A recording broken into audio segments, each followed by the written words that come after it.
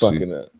I ain't fucking Hey up. Johnny, Yeah, go ahead. reintroduce this podcast, my boy. Oh, y'all can. Okay. Well, welcome back to the To Be Fair Show. I am your host, Johnny P. Oh, here, real. It's Q. And we back. I don't know if y'all heard, but special guest in the house, Jeff.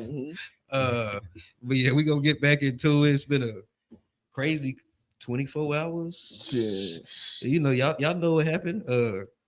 I guess we got a meme or something. I'm still processing. I was working. I found out late last night, so I don't know what y'all thoughts are. Yeah, I woke up, found out in the middle of the night. You want to just go to the meme? Yeah, pull it up so we can make sure we all on the. Yeah, that's cool. I know I have just like the thing that happened inside my junk. All right, let's play yours. That's the main thing. Yeah. I want to hand it over to the president Oh, no, of not Ukraine. this on your regular page. Yeah. Yes, that's Johnny. Yeah. There we go.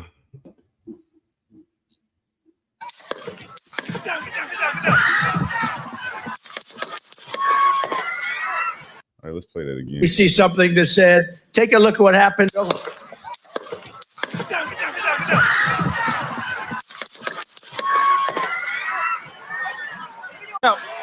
And, Oh, he said, wait. See, yeah, he was a wild boy. I ain't gonna lie. Oh, before you go to the one right beside it also. And you know, that's a little bit old, that chart. That chart's a couple of months old. And if you want to really see something that said, take a look at what happened. And you know, that's a little bit old, that chart. I meant to send in the shade room. The shade room actually has like the footage, I guess, of homeboy shooting it and then pretty much getting shot by the Secret Service from that right there. So that was him up on the Georgia. No, that's Secret Service. But they got like right before you can see them start moving. Oh, okay. And I guess they identified it. Yeah, identified it. Oh, okay. And then the shade room's angle is him on top of the roof popping up. Oh, and they then, got video of him. Yeah, and it looks like it kind of shows him getting shot too.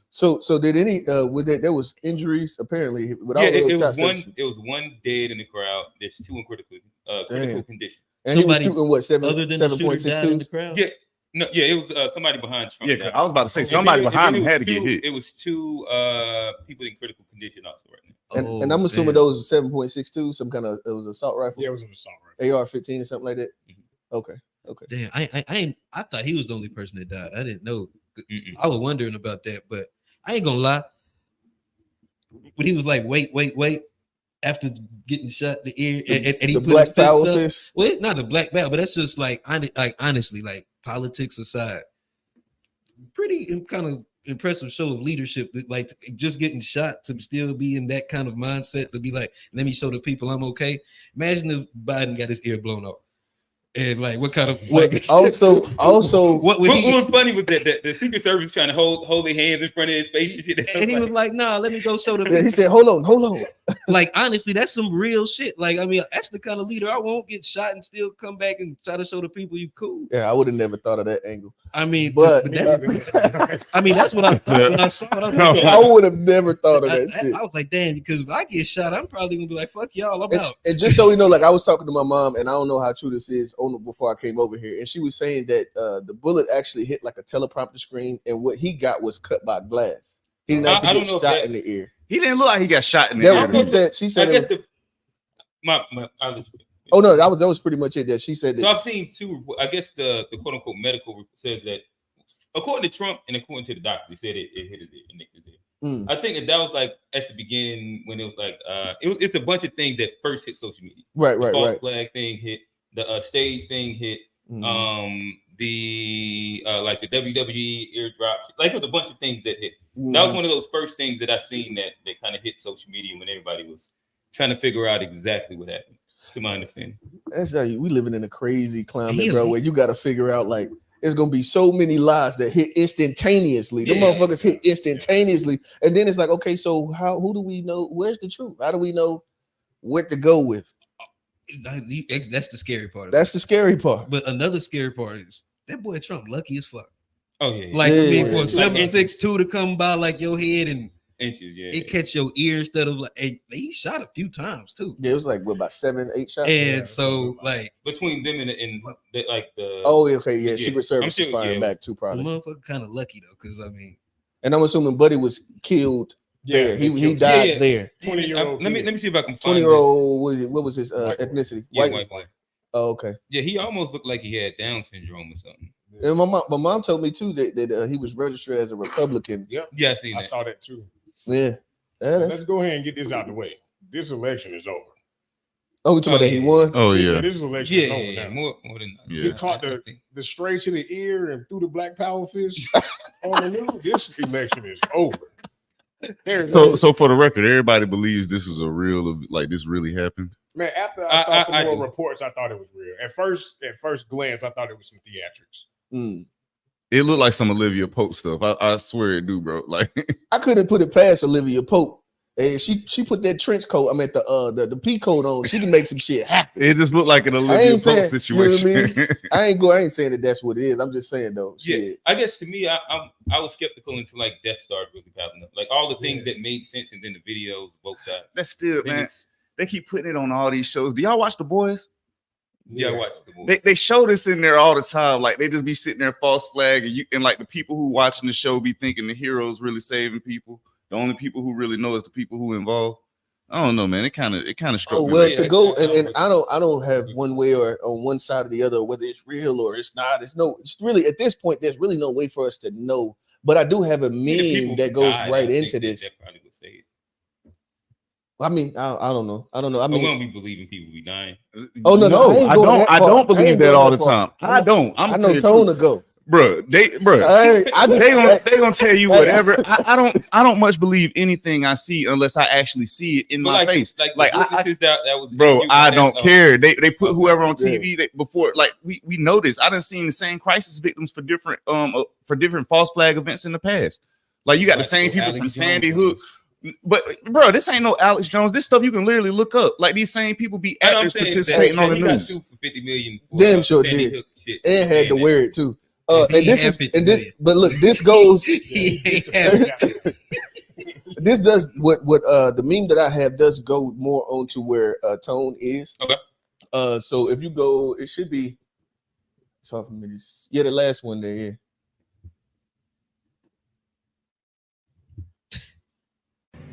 This is a picture of Trump, and as you know, Trump had an attempted assassination. Also, this is the Illuminati cards that came out in the 1990s. The Illuminati cards has been predicting the future flawlessly throughout the years. So everybody who has read these cards identified this as Trump. But the interesting thing is what it says here.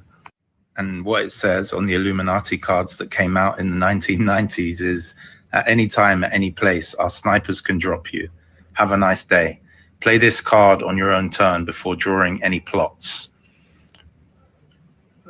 Politics and reality, as we know it, is an illusion, and our emotions are manipulated so they can control us because we are controlled through fear, and we are extremely emotional. Well, the majority of us are, because of the toxic food we eat and because we are psychologically manipulated by the government. Hey, I can't even lie. They got Illuminati Yu-Gi-Oh cards.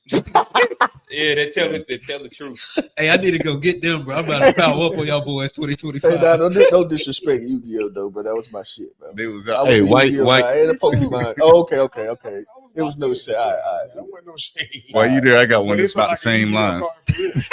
No, it did though. I ain't gonna lie, it did. I'm gonna need Annalise Keating or Olivia Pope to clock back into work. Okay, get back in the hair salon because this is giving staged. He staged this. You're telling me that you think you just got pew-pewed and you have time to go, wait. And the Secret Service lets you wait? You're telling me the Secret Service lets you wait and covers you with their body and they think there's a pew-pew on the loose? It's giving staged. Because why aren't you in shock? Why aren't you in shock? You have time in a matter of seconds to go, wait. Don't fucking piss me off. It takes a lot of aim to get somebody straight on, but it takes even more aim to graze an ear. This is where we've come to. American politics is giving telenovela. He's giving us telenovela drama while talking shit about Mexicans, mind you. And that's all them. That's their art form. We have celebrity billionaires staging assassination. This is presidential rap beat. They're over here staging. They're staging getting popped. You know what I'm saying? How is Biden gonna respond? Is Biden even awake? Has he even stood up today? Now it's gonna make it even more harder to actually get the job done. Motherfuckers love to say inches don't matter. And now look, a couple of inches do matter. I'm gonna need Biden needed, they do another debate. He need to be like, I gotta be on his left side because he ain't gonna hit me from the right side. That's crazy. Biden about to come up with his own. No, but I mean, Biden did actually. He did a conference like right after it happened. I did see that. But he was saying he didn't have a lot of information about, whether I know he was going to try to. Well, he did another one. Oh yeah, he said he was going to come back. Did he actually speak with him? He said if he spoke to him, he was going. On that one, he said that he had spoke to his camp. He hadn't been able to get directly on the phone with him, but hopefully by the end of the day, he'll be. End of the night, they'll be able to kind of like connect and talk. See what's going on. Okay. I don't think people, just in reference to this video, I don't think people understand how hard it is to shoot a moving target, especially from distance. No, that's a fact. And what they say about 150 feet? She was like, it take meters. What she said? She said it take more to graze a person. It seemed like it had to be more than that because 100. That's pretty close for you to carry. That was the thing. I think it was on a building that was not on the actual encampment, but it had a high enough vantage point that was adjacent to 150 feet. Bro, that didn't have to go through, I guess, like this. But tell me there isn't some legitimacy to what she said. The Secret Service lets you wait. Like you said, wait, and the Secret Service lets you wait to doggone throw up a fist. But then also, how big is Trump though? I'm saying he's the fucking boss though. Like that's what I was about to say. The Secret Service works for him. Like they don't get the Secret Service number one job is keep him safe. Whether he say, "Let me sit here," like you got if the shot's coming at you and you trying to block the president from getting shot, that's not on your mind, bro. Like I'm not sitting there. Like if my job is to protect the president from getting shot, and he I'm saying, bro, if somebody if I'm working for somebody like Trump, he's like, hold up, wait, give me a second. I'm probably gonna listen to the man. I'm not gonna in most cases, that's not how that works. To do this. And then he's like, give me a second. I'm gonna give him a second. I ain't just gonna be like fucking and push his ass on stage. Whatever the hell that nigga said. And my Sharon said, stop with a conspiracy theory. But this is it. This is that thing. I know. That's what I'm saying. I know who she's talking to. But this is exactly what I'm saying. This is exactly what I'm saying. We should definitely have people cancel the conspiracy all the time after something happens, and then they be like, "Oh, like it's the same thing." People be like, "Oh, well, you present a conspiracy theory, so called," and people be like, "Oh, that's conspiracy," and it's dismissed. It don't mean it ain't true. Is it true or not?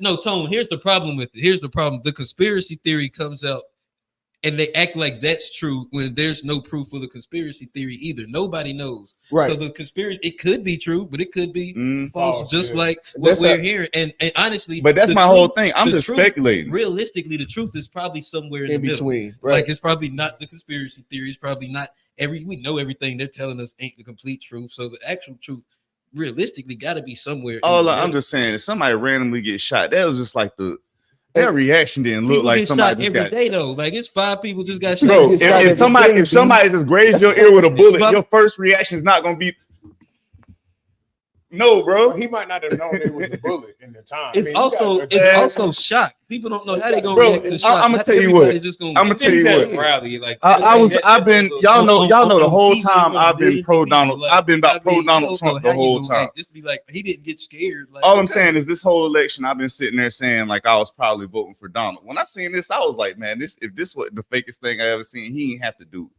Like, I don't know. I think, and the thing that bothers me, and so like I understand that conspiracy doesn't mean that it's false. That's not what the conspiracy theory. It doesn't mean that every time they come, but it is, or it doesn't mean that it's true or false. It means that maybe down the line sometime we'll be able to get some files or something that they what they call it redacted. Yeah, that they pretty much allow us to know more information on it, and then we'll figure out declassifies the word I was looking for. But the only thing I don't like is like every single time something happened, like instantaneous conspiracies there for everything, and then the niggas that be coming up with them, you'll never hear them niggas be like, "Oh, nah, I was wrong about that one." Them niggas just come up with another one, bro. But you don't ever hear when it come out that it's true. That the people be like, "Oh, I was wrong. You was right." Nobody ever says that. 3-17 from the field, bro. They had Bronny out there. Hey, hold up. I'm gonna go on this side. It's been more conspiracies that's been proven true, and people don't ever come back and be like, "Hey, this was proven true." I remember I was clowning this dude about that. There's been a few of them that I've been wrong with. Even like recently, like So if you're wrong, if you've been wrong, how can you still sit here and laugh about it? Do it right now. But I get into that right now. Yeah, no, but I understand what you're saying. So, but I do actually give you, when I talk to you, because me and you were old head, we would sit and have them debates long form, and then at this point I'd be like, nah, I can't remember off the top of my head, but there have been a couple things that were that it was like nonsense conspiracy to me that like, nah, like it can give you like on the what do you say, like them getting away from the dollar and using like a pretty much just digital coin. You had said that a minute ago. And it's like, okay, well, I mean, everything's pointing towards that, which now it makes 100% sense that is where we're going to go. So I'm not shitting on conspiracy as a whole, but it is, certain things about it are. Like the word conspiracy. It just be like certain stuff is. Well, just say theories. They just say the theory. I don't think that sounded like a conspiracy. What? That was like a prediction of like the future of finance. I know, but I mean, but when he was saying it, it was conspiracy when he was saying it. This was before like. We knew about the BRICS and you know what I mean? Like now they're admitting that the dollar is looking pretty bad. You know what I mean? Now they're admitting these things, but this was way prior to that. Even though it's not like it's to me that's still like, would it be conspiracy? No, I guess what I'm saying, like what you're saying, the onset of more people using debit and credit and then Bitcoin kind of would just seem like it would usher the idea of moving away from dollar, like. But if you say that early enough, then it's conspiracy. Yeah. You see what I'm saying? It's all about timing. So if you say that before Bitcoin hit 62,000 a coin, and you know what I mean, all this crazy shit happened. If you say that prior to, then that's conspiracy. Same thing as the time goes on. But what's the conspiracy that's not like that? Sounds like it's the same. It was like destabilizing the dollar. The us pretty much the destabilizing the dollar being destabilized and them getting us to a coin, and then they were talking about doing the paying the but the government assistance, paying those in a digital currency. They were talking about like this was before everybody was kind of accepting. And when you say digital currency, it ain't just the digital currency. It's like just the idea how money is more so. Let me clarify. Let me clarify what I was talking about when I used to say this. I was talking about they have pretty much moving towards digital currency, devaluing the dollar in order to move towards a world currency because we're moving towards a new world order. That's conspiracy. Oh yeah, but it ain't though. That's a different thing, right? There. Okay, yeah. That is. But at the end of the day, that is conspiracy. But it ain't. I had a bad example. But it ain't. Y'all can go to the World Economic Forum. If a conspiracy is something you can't prove, if you can go look, if I can tell you, go look at what the World Economic Forum been talking about, and you can literally look at it. Why y'all still calling something a conspiracy that people who actually have control over our country, that actually have an influence over our country, are talking about? They actually are talking about this. It ain't no conspiracy. Get them, Tone. That's not like what is people talking about. It's either true or it ain't. He ain't getting me. I was giving him a little. No, I'm just saying it's either true or it ain't. We ain't gonna keep talking conspiracy like a nigga talking crazy every time I say something. This new world order stuff real, and I'm serious about it because I actually care about this. It ain't funny to me. So I'm saying it's a real thing. They really doing shit. So you said it's on the world. Yeah, y'all stop laughing. Look into what the World Economic Forum is. Look into what the World Economic Forum is talking about. The World Health Organization. These people in charge of us. So we can kind of like go back to Trump. Let's go to Trump. Okay, like we can have like a healthy back and forth, but that's up, No, don't try to climb out of a box. I'm just playing, bro. That's your box. It ain't my box. I was giving you. I take the box. It don't bother me. I don't mind. He had the top open. He was like, "Look, gotta get you that." Do y'all want to go over these comments real quick? Yeah, go ahead. Cool. All right. I hope no one gets on here and says good for Trump because that is very ignorant. Okay. 50-year-old man lost his life. Prayers go up to everyone. No, for sure. Stop with the conspiracy theory. Tone. Hey. I'm just being an a-hole, man. Corporate media narratives are just government-approved conspiracy theories. Corporate media. Okay. A conspiracy theory can unsettle the system by causing the public to doubt the state's ideological propaganda. 30 years ago, when I was in my early 20s, the guys that were 50 years old and older said the same thing about money going to plastic. Yeah, that makes sense. That I didn't even think about that. That's a transition we can see. Like that's the concept of going, everybody agreeing on like the whole one world currency. It's a prediction to the future. But I think if you like wrote that in with like say like the New World Order, the World Health Forum, and all these different things that kind of like converge at the top of that, that's when it's like there's a bunch of different roads that all have to lead together. But then you also have like the fact that I don't know, like we said we wasn't trying to get into it, so we didn't get into it. Where did y'all want to go with the Trump conversation? All right, so I think it is two. It is two conversations. We started at the conspiracy side. We want to wrap that and then just talk about as if it was true, almost how we had to do the Kendrick and Drake thing. Like there's a part where what if the shit slides, and then what if the shit everything is true, and then we judge it off of that. So if we're saying some of this might be staged, is there any final thoughts on side like that concept? Oh no, because I mean. Oh yeah, the world's not gonna see it as being staged. Like we're not gonna address it as being staged as far as like how everybody handles or how it's handled from here. Whether it was staged or not, I don't think we're gonna handle it like that.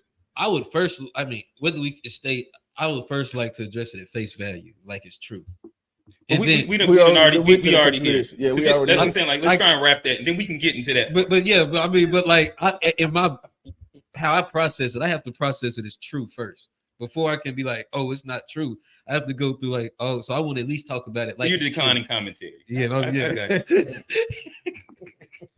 Anybody else? Or is it time to kind of segue? Tone, wrap us up on this part. Hey, like if you was to give like a quick synopsis of what you think that this is trying to lean towards and going towards, what would it be? I still do feel like this is a false flag event. I'm not exactly sure for what all the way because I kind of feel like Trump didn't have to do this. But then at the same time, maybe I don't know. I feel like this is a false flag event. I don't know what the purpose of it was exactly yet because it just happened. They ain't actually seen what's been going on and been keeping up with every little thing. But yeah, no matter what happens, I do believe this is going to be addressed. Like whether it was false or not, this is going to be addressed, and everything that goes on is going to happen as a result of this. Whatever it is, they're going to address it like it's a real thing. So yeah, I guess it don't matter whether it was false or not. One question about that, without having a theory on the why, is it fair to automatically call it fake? The only reason I called it fake was because the event just didn't look real at all, bro. Like it was like that doesn't seem like the reaction from somebody. And keep in mind that I actually have been somebody who's planning on voting for Trump. Not that I actually support him, but it's just that I can't get with dementia guy. Like the dude can't even think straight. But like I have been a person who, for the most part, has been like supporting Trump. I just found this one a little bit fun. I'm like on either side, I don't care if I like you or not. Like if you do something wrong or I think is weird, something I'm gonna say it. But I mean, yeah. When I had a question too. Go ahead. I'll go. Well, like, is it fair to say something's not true just because it doesn't look right or it doesn't look like we expect something to be? Like, cause that's what the girl said too. And I don't think like I'm not just gonna just because he doesn't react how I expect him to react, be like, oh, that didn't happen. Like if there was like something else where there was like a receipt or like there was something where like Secret Service was supposed to, or something. To me, with the ego of Trump, he reacted how I thought he would. And to me, that's why I can definitely see with the ego part. Yeah. But like they confidence that nigga, but just the reaction. Even how he acted, it looked more like he got stung by a mosquito than it did he got shot or something or like he got bit by a mosquito or something. But I don't know, bro. It's the visual. Like you can't just like judge it because it don't like. Is it fair to say that he may not have known he got grazed by a bullet? Well, he started having blood on his face. I mean, and they were saying that was. I still ain't went back and looked over all this, but they were saying that was after that. That was after he squatted down and then caught back up. He didn't know she got shot. Like in that shooting spree we had. You got adrenaline, you got people screaming. And like so, a lot of times, like when you're not gonna like nobody knows how they gonna react when trauma happens. You might be like, yeah, I do X, Y, Z, I do, and you get shot and start crying. Dang, I wish we could do a poll on here because I'm curious what the people in the comments actually think. As far as we about to go to the other side of the conversation, but y'all tell us what y'all think. False flag event or this was the real deal? But hold on, before we go into the other side of it, what I would try, like you were saying, like if let's say it was planned, let's just say that that's true, and it's like, okay, do you think? And I know you said this a minute ago. Why do you think it would be something where a lot of people are trying to or believe that this impacts the black vote, like him having done that and then did stepping on Johnny's question? Well, no, I don't think. I thought we was going to go with another question. Yeah, I think we was going with something else. I can answer that though. Oh well, before we go there, I guess to kind of wrap it up, I guess with Tone. So like if I'm thinking the only thing that can come out of this in general is division, right? Mm-hmm. And that's gonna be like division on all sides because you're gonna have the gun rights and the non-gun right people, both making an argument for both. You're gonna have the right who's gonna blame the left for this and almost like turn that shit all the way to fuck up. You're gonna have like it's gonna be such a you know what I mean heavy I don't like it's gonna be high animosity across the board. All the way down to like now Biden's shit's gonna have to be like super duper secure and shit like that because it's you said super like, what? Super secure. Yeah. Oh, okay. Like whenever he does whatever for sure. Well, my question outside of like pushing, have you seen the movie Civil War? I haven't. What is that about though? Like that is about the country getting to a point where it erupts inside a bunch of like it ends up being like a new civil war inside the 2030s or something like that, where both sides end up like pushing to the extremes of where we're at right now. And I think what is it? DC becomes the battleground and like they're fighting shit like that. Well, my question would be if Buddy's if he's registered as a Republican and Trump is running as a Republican, then why would the division between Republican and Democrat be a bigger thing? Why would that, or were you just leaning that more towards the gun rights thing? Well, where you'll have that divide that's always like been. We know how every side's gonna find a way to spin it. But how do you spin? Like, only way you can spin would go into conspiracy land and really create like a whole. They would. It makes sense for him to be a Republican because or he registered like that as a right. Maybe he just converted over. Right. Like, so going to it. Yeah. I am curious. If it goes down that line, I can see where they can kind of. I am curious, like where your point of view as far as like the gun control thing, like how that plays out in your head or how you see that. I actually am curious about hearing about that. Like my opinion on gun control, like as far as how you think that might lead to gun control. It's going to be like the people. Yeah, I'm about to say that the people that are pro-gun are going to say that this is reason why we actually need our guns. Everybody should be armed, and we need to have the liberty to carry whatever the fuck we want to. I think that's a stupid. That's a stupid. That's my thing, bro. Yeah, personally, that's a stupid ass argument. I think they will do it, but it's a stupid.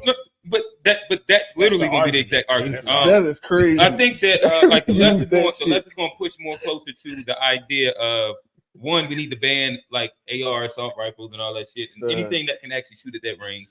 And then they'll probably go like the idea of like almost trying to push to a London, England style thing where like there is a hyper ban on guns in general.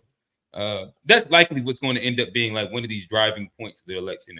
Yeah, it's crazy. And now messaging is so important as it relates to politics because, like, I feel like when I like hearing like that, oh yeah, we need to on the advocates for the gun rights, them saying like, yeah, everybody should have had a gun in there, and that's the reason why. That's stupid as fuck.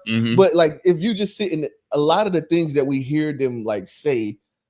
Don't really, it's like they're playing on our ignorance and they're literally like defund the police or on either side that you talk about. It's like, bro, service had the guns pointed at the motherfucker. What they gonna do? Like they're literally that's usually the answer to every mass shooting that we do. They had the guns. They don't know who's shooting who. And but guns don't make you bulletproof. Also, that's another thing. People that like just because you got a gun, it's gonna solve everything. But your question, where was you at as far as like you said? Why do you think it would help black people? Why do you think that it would garner more black votes because he got shot and did the Black Power fest? Because I've been seeing a lot of that. Even the memes that I've been seeing. Got anything to do with it. Say it again. It wasn't a real Black Power fest. Yeah, I don't think that's gonna move the black vote in it. I think. So what do you think is doing it? Like, because I think you said that too earlier. I just said the election over. What makes you say that? Because the theatrics, but his action kind of. Where Johnny went, he looked strong, he looked courageous in that moment, and then on the other side, you have Biden that's falling asleep standing up. So, that's still the thing. I think he's just gonna win more votes. I think just off of this event, even the people that said I'm not going to vote will go out and say, "Well, I'm gonna go vote for him." Like this is a literal rally cry. Well, and I think people who just and they was deep out there too. I think people who just want strong leadership and just want a leader. Now, like with politics aside, because right now, like you don't know what to believe. We can't like shit that's on the news. You can't believe the internet. We don't know what to believe. So all you can do is just look at a motherfucker and be like, who do I have more faith in if it's tough times? And I look at Biden and I look at Trump, and right now, and the thing is, it's a simple choice. Like if you look at the two over the last 2 weeks, it's a simple choice. And I ain't, you know, go to my meme group. Where we're at, it's kind of linked to it. Go to Biden right here. The thing is that this is coming off the back of him doing this right here, like a day or two prior. And now I want to hand it over to the president of Ukraine, who has as much courage as he has determination. Ladies and gentlemen, President Putin. President Putin. Wow, he's going to beat President Putin. President Zelensky. I'm so focused on beating Putin, we got to worry about it. But then he also, later that exact same day, you are a hell of a lot better. at his quote-unquote big boy press conference, he called Vice President Trump. Oh, yeah. Like he called Kamala Harris. Vice.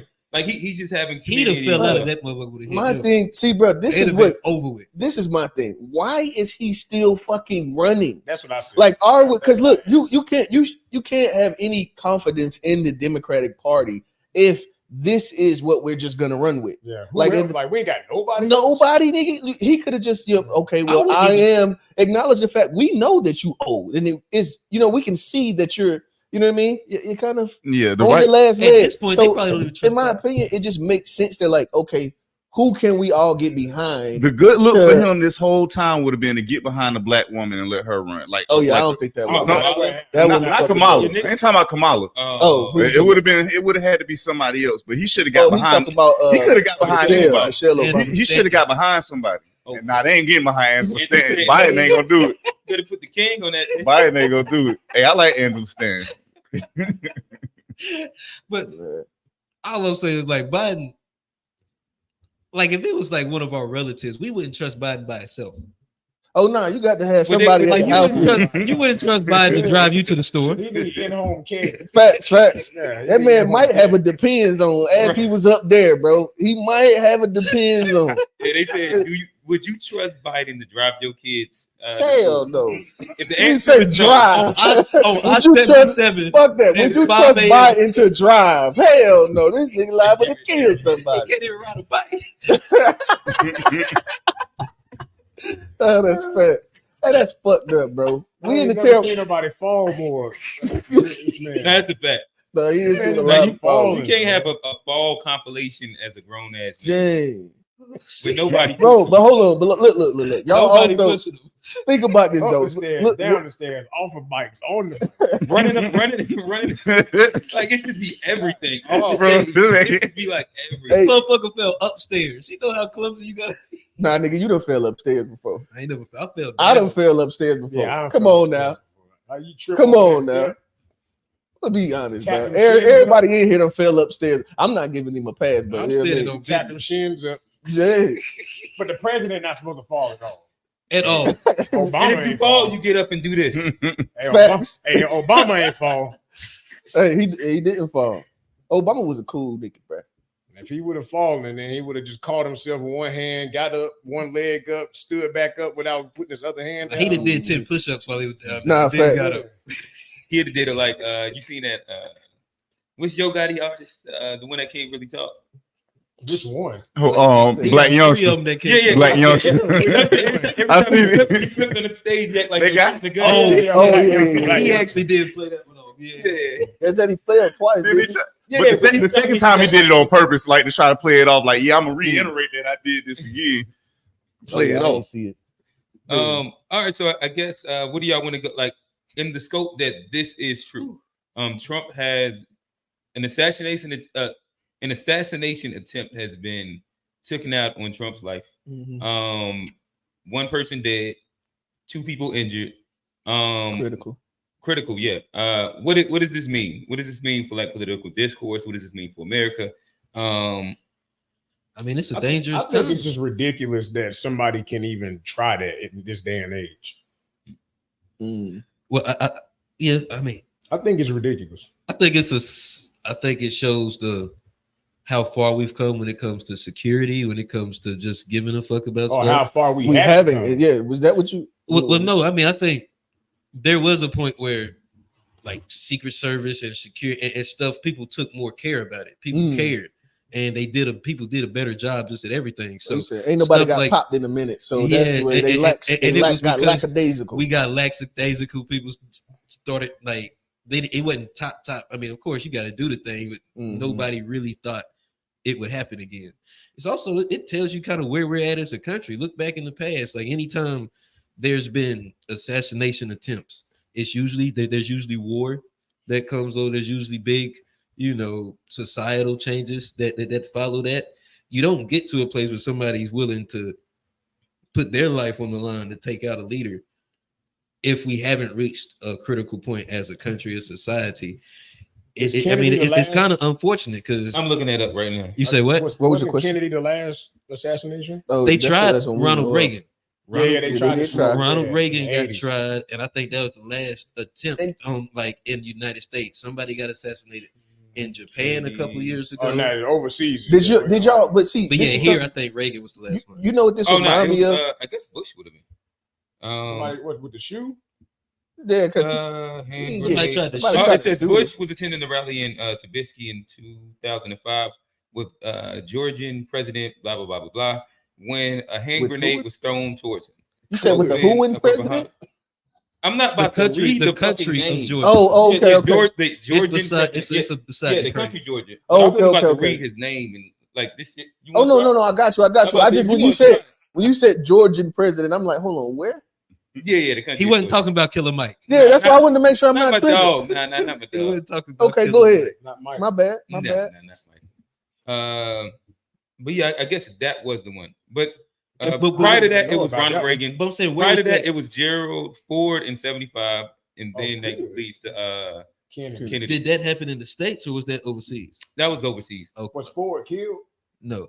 And then you have presidential Robert F. Kennedy.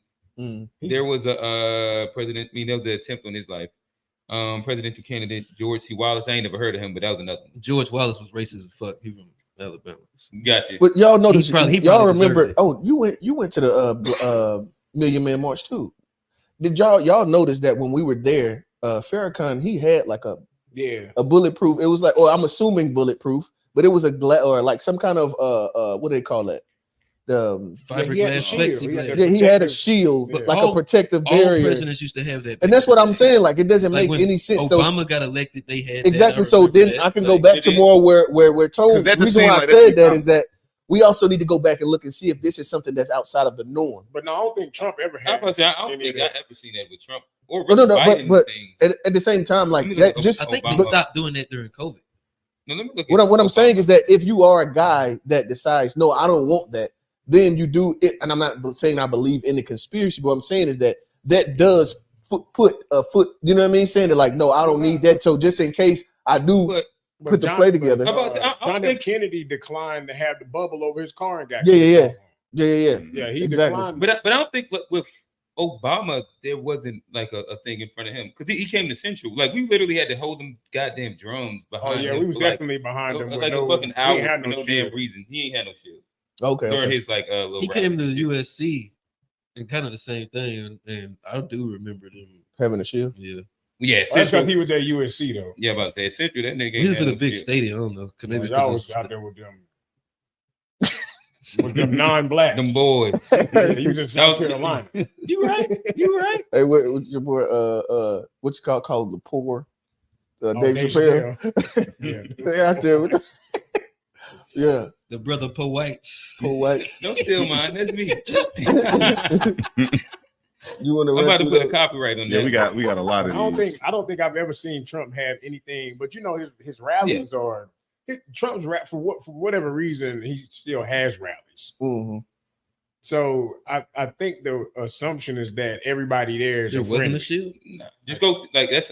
I guess so you can look through as many. They didn't think that somebody would come to his rallies to act up. Yeah. Outside of that one black dude that got beat up in that stadium. Yeah, but like usually they be fucking niggas up at the Trump rally. Yeah, that supported the MAGAs be putting hands on niggas, bro. That black dude got his ass whooped in there by them old heads. That old strength. Yeah, they put them paws on old boy in there. All right, y'all want to go through these? Yeah. All right. Well, I guess before that, I did want to I guess ask y'all opinion on to me, when I look at this, a lot of this, whether we're talking about like the Project 25 shit and like how everybody's like pumping that up, or if we're talking about like the statements of if Trump gets in, it's about to be the end of democracy, and it's about to be a fascist regime. That's and like all these versions of really hyperbolic language that we keep hearing over and over. Like in the past, pretty much every election they'd be like, "This is the one," but like now they're taking it to like an even further extreme, to where if I'm taking a step back and there's starting to be people that are believing like these hyperbolic statements that's being said. To me, this seems like a natural offshoot of that, like of somebody that actually believes it. Same difference, like if you go like QAnon and the people with the pizza and like all that shit. All it took was one person to really, really believe that and run inside that spot with a gun and, you know what I mean, think that there's people in the basement. Well, there comes a point where like fear mongering is effective, until the fear becomes paranoia. And then if you get a paranoid country, you can control somebody that's like is scared. You know, you can kind of predict. But once that it becomes like paranoia and they start acting crazy off of that irrational fears and irrational actions off of those fears, you can't control it no more. And then, and if it is, you know, the big brother up there watching, you know, they should take note because they don't. That's where, and that's how you start getting to like the stuff we read anarchy and like. That's when stuff really starts to fall apart. Is once they lose control, and when you got people acting irrationally off the fear mongering they doing, and control is going to be lost. And I don't know whose responsibility it is to try to fix it or try to bring everybody together and talk some sense into people. But we're at a critical point. They shooting. Like what's next? Like they shooting presidents and shit. Like. They were just shooting motherfuckers in their head walking around Charlotte. Just like, so I mean, it's like, where are we as a society, as a country, as a people? We all living in this country together. What we gonna do? We just gonna hate each other? We gonna, and to me, that's what, you know, that's what this signals. And whether it's black people, white people, you know, we all gotta be in this country together. And if it fucks up, we all gonna wear it together. And so I can't even fraud my you know, old head, he's still with the whole Biden vote. He's still voting for Biden. And so like me, I done got to the point where I'm undecided. But his whole thing is that once Trump get elected, Trump gonna be the last president. So he like literally believes in like the end of democracy if Trump gets back in. And then like so like I asked him, where are you getting this feeling from? They said last time that Trump was about to go. And the thing was that he also that like they keep pointing out, even if you listen to the ad, the reason why they're saying that in the ad, it'll say that, you know, he's going to bring an end to democracy, and they'll play the snippet of him saying, so am I like, and I'm not quoting because I don't remember exactly, but he was pretty much saying that like, am I going to be considered a 3-term president or should I be considered a 3-term president? And I'm like, okay, so he's probably talking about the amount of power that he had outside of office, and then if he gets reelected again, then that would be 3 terms. That's the full context of this. Right. But then see, it's the fear mongering, like you say, like it's.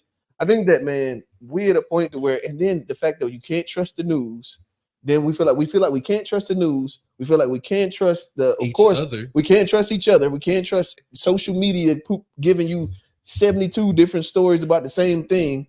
And you know what I mean? And it's crazy. I wonder if a lot of this comes down to like, oh, and I'm sorry, I didn't mean to go that far into it. And then like my dad, one of the big things he says, like, yeah, y'all go ahead and fuck it up. Go ahead and go and vote for him. Y'all gonna fuck it up, and I'm gonna be sitting back here retired and chilling because I'm old.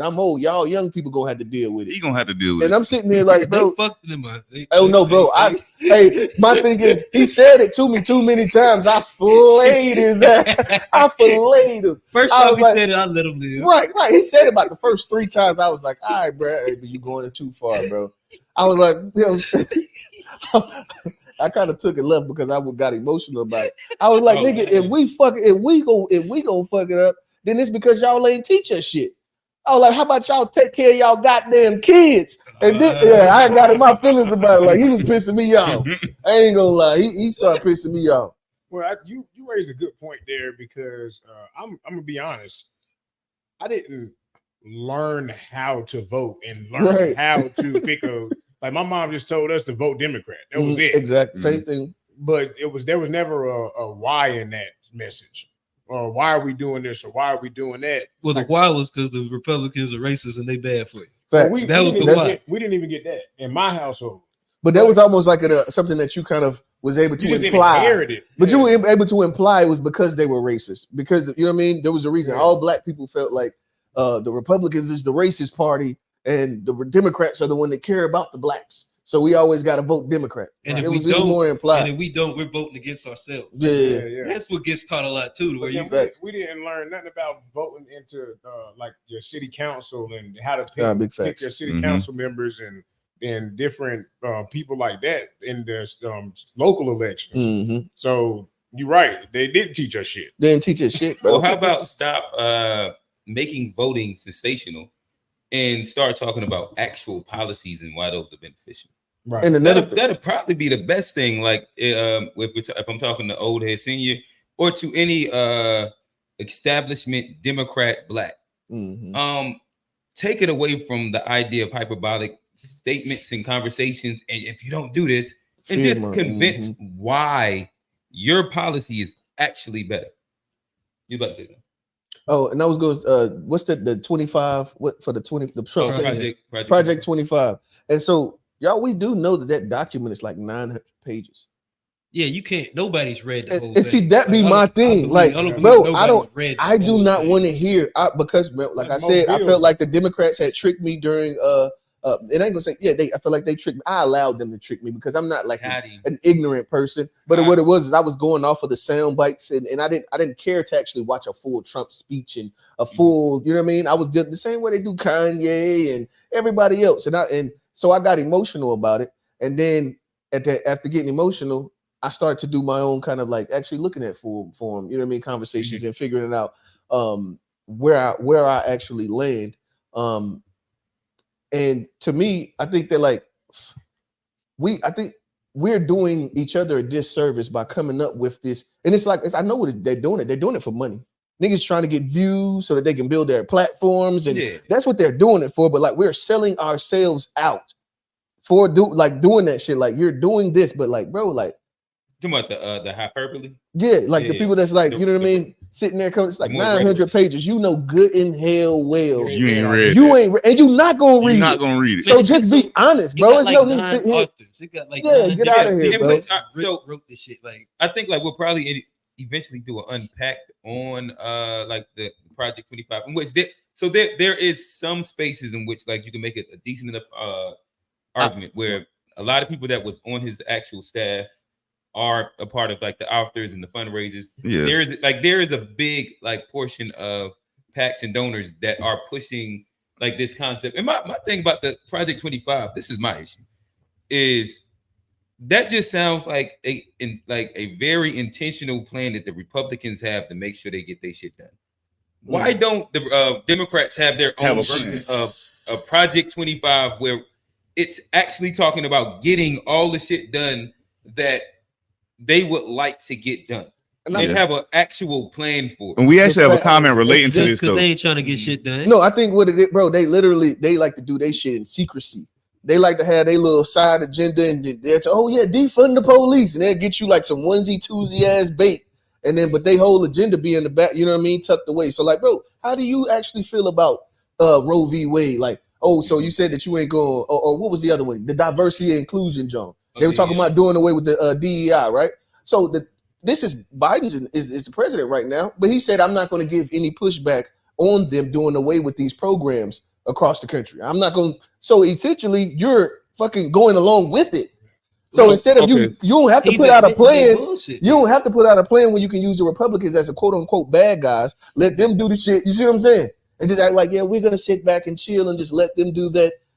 Defund the police, like right. Bro, something I've noticed is with the Democrats, they tend to go along with whatever policies the World Economic Forum and the World Health Organization. That's what they seem to go along with. So I think theirs is more on a world agenda than theirs is about United States. Johnny can say but give me a year from now and watch how Johnny be looking crazy on these episodes with the ohs in the comments in the background. Because I know what I be talking about, bro. If you right, I'm gonna be right because I know what I talk about. I read, nigga. Like read some books. Read, bro. Like you can actually go see. I know what I be talking about. But all I'm saying is, I really don't hope you're right because that fuck us up. Like, hey, you might be. Yeah. Get prepared, bro, because the Bible said. That's all I'm saying. I know what I believe in. I study this stuff. So what you have to but do in a year, what are you saying is going to happen? Hey, all I'm saying is a year from now, you're gonna see a whole bunch of stuff I'm talking about is happening, or it's gonna be making a lot more sense to you because you're gonna like it might sound crazy as hell to you right now, but a year from now, when you see stuff going a certain direction, just getting clarity and allowing you like the opportunity. I'm not giving no specifics. I know what the end game is gonna be. This is all leading to a whole world. Like they're trying to put the world into one whole thing.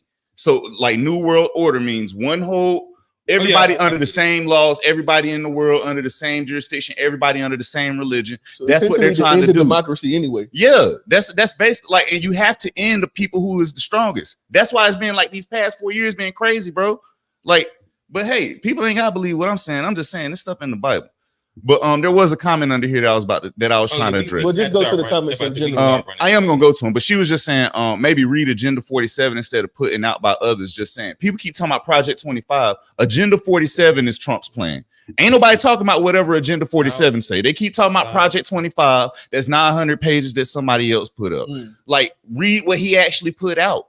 Go and read Agenda 2030 and see what the World Economic Forum talking about. You all could of have told us that long time. Why you ain't tell me about Agenda 47? I just found out about this too, but that's what I'm saying. It's just a matter of doing research. I would have liked to know about Agenda 47. We appreciate you, Tar. Matter of fact, we missed you last week. I actually thought about you.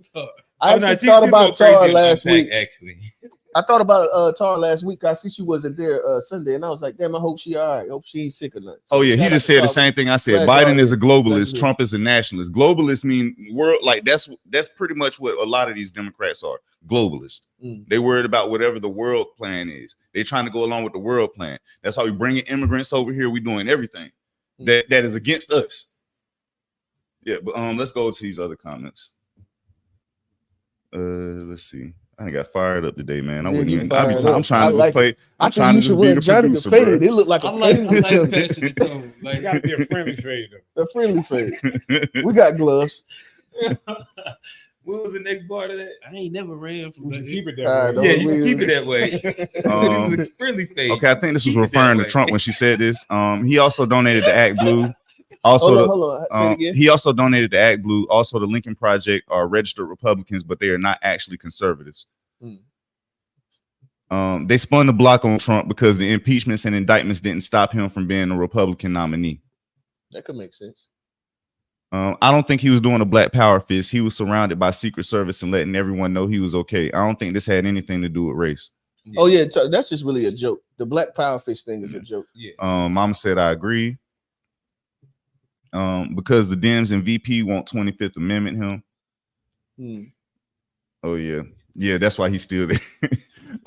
Yeah, get rid of him. Hope you will have. Oh, she said, Sharon, hope you're having a blessed Sunday.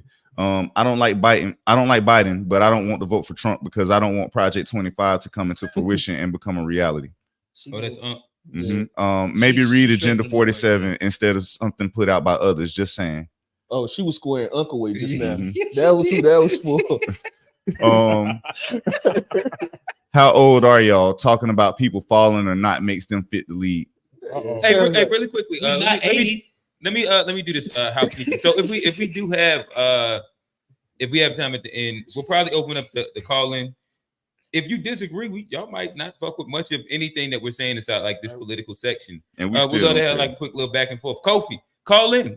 You got opinions. You got your channel. Talk to us, brother, man. Sprinkle some alkaline water on us. Hey, we're doing too much shucking and jiving up there. Oh yeah, he said so. He called somebody MAGA a minute ago. I think he was talking about real. That I'm MAGA. Yeah, he said you sound MAGA a minute ago. He would probably talk about me.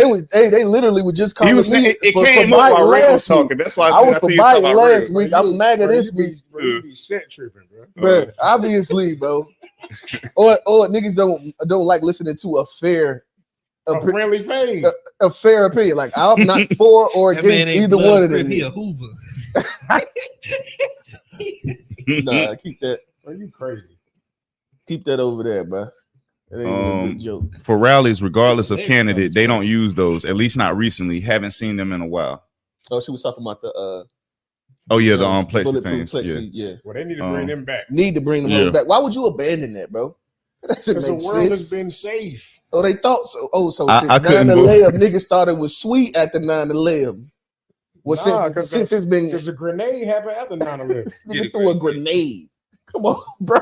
They really ain't like that mug. That's wild shit. Remember they threw the shoe at the nigga. They tried to do like a little. Some of them threw 2 shoes. Like, you know something? I'm gonna debug something real quick, just so y'all know. This is kind of a dumb fact.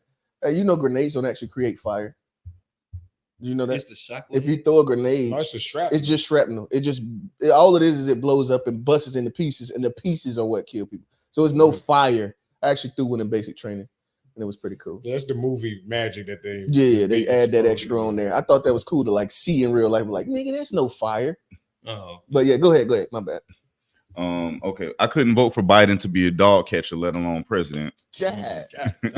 He definitely ain't catching no damn. He ain't catching no dog, bro. He ain't catching like no all dog. your dogs will be gone. A scared population will give up freedoms for security. That is how it always starts. Maybe both campaigns should just run on their own records and plans, not demonize the other.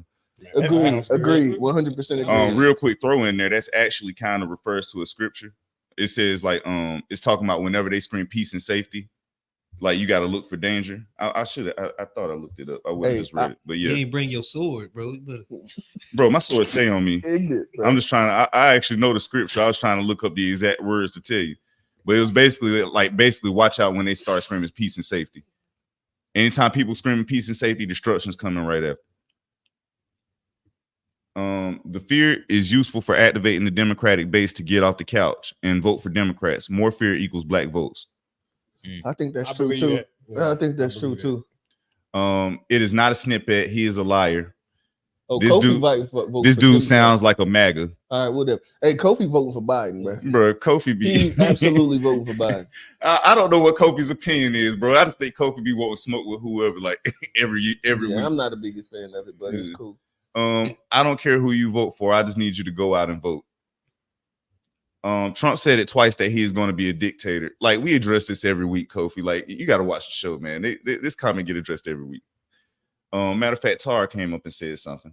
The Supreme Court's Trump said that he wanted to get rid of the Constitution. Going to be a dictator for one day to drill, baby drill, and start deportations. Laugh my ass off. Seems like some people just believe anything CNN says. That's literally what he said. Gonna be a dictator just day one. Nah, Tarby got them creating folding boxes out and getting tape and shit. Then she told her, no, he didn't. The whole Democratic campaign is vote against Trump. That's exactly what it is. She be on their head. On their head. And she said, you know, Trump didn't read Project 2025. That is so stupid. They're just fear mongering.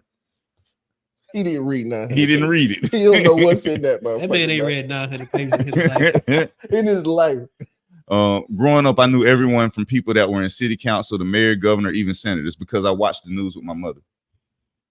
Yeah, people do need to know that. They don't know. They're going to put y'all back in chains if you don't vote for me, Joe Biden. hey, no bullshit. He did say that. Democrats. It's like every Democrat. If you don't vote for me, then you ain't black. Joe Biden. Old head gonna take that to the bank.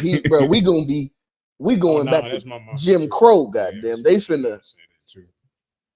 So because you don't read, others don't read. What the fuck are you talking about? Okay, yeah. The Democrats will never have a true agenda because they want people to stay dumb and just listen to them like they are the pastors of the community's church. That's a good comparison. That's a good comparison. Most of these cats are politically ignorant. Yep. Admittedly. Hey. The president talked about that. Our parents ain't teach us shit. We try to figure it out too, Kofi. But Kofi got it figured out though. He ain't trying. He got it figured out. That's a fact. He knows. Hey, it's a fact. Hop in that call. We gonna put a link later. Oh yeah. The president's powers are not unlimited. Where the president has the most power is foreign relations / policy.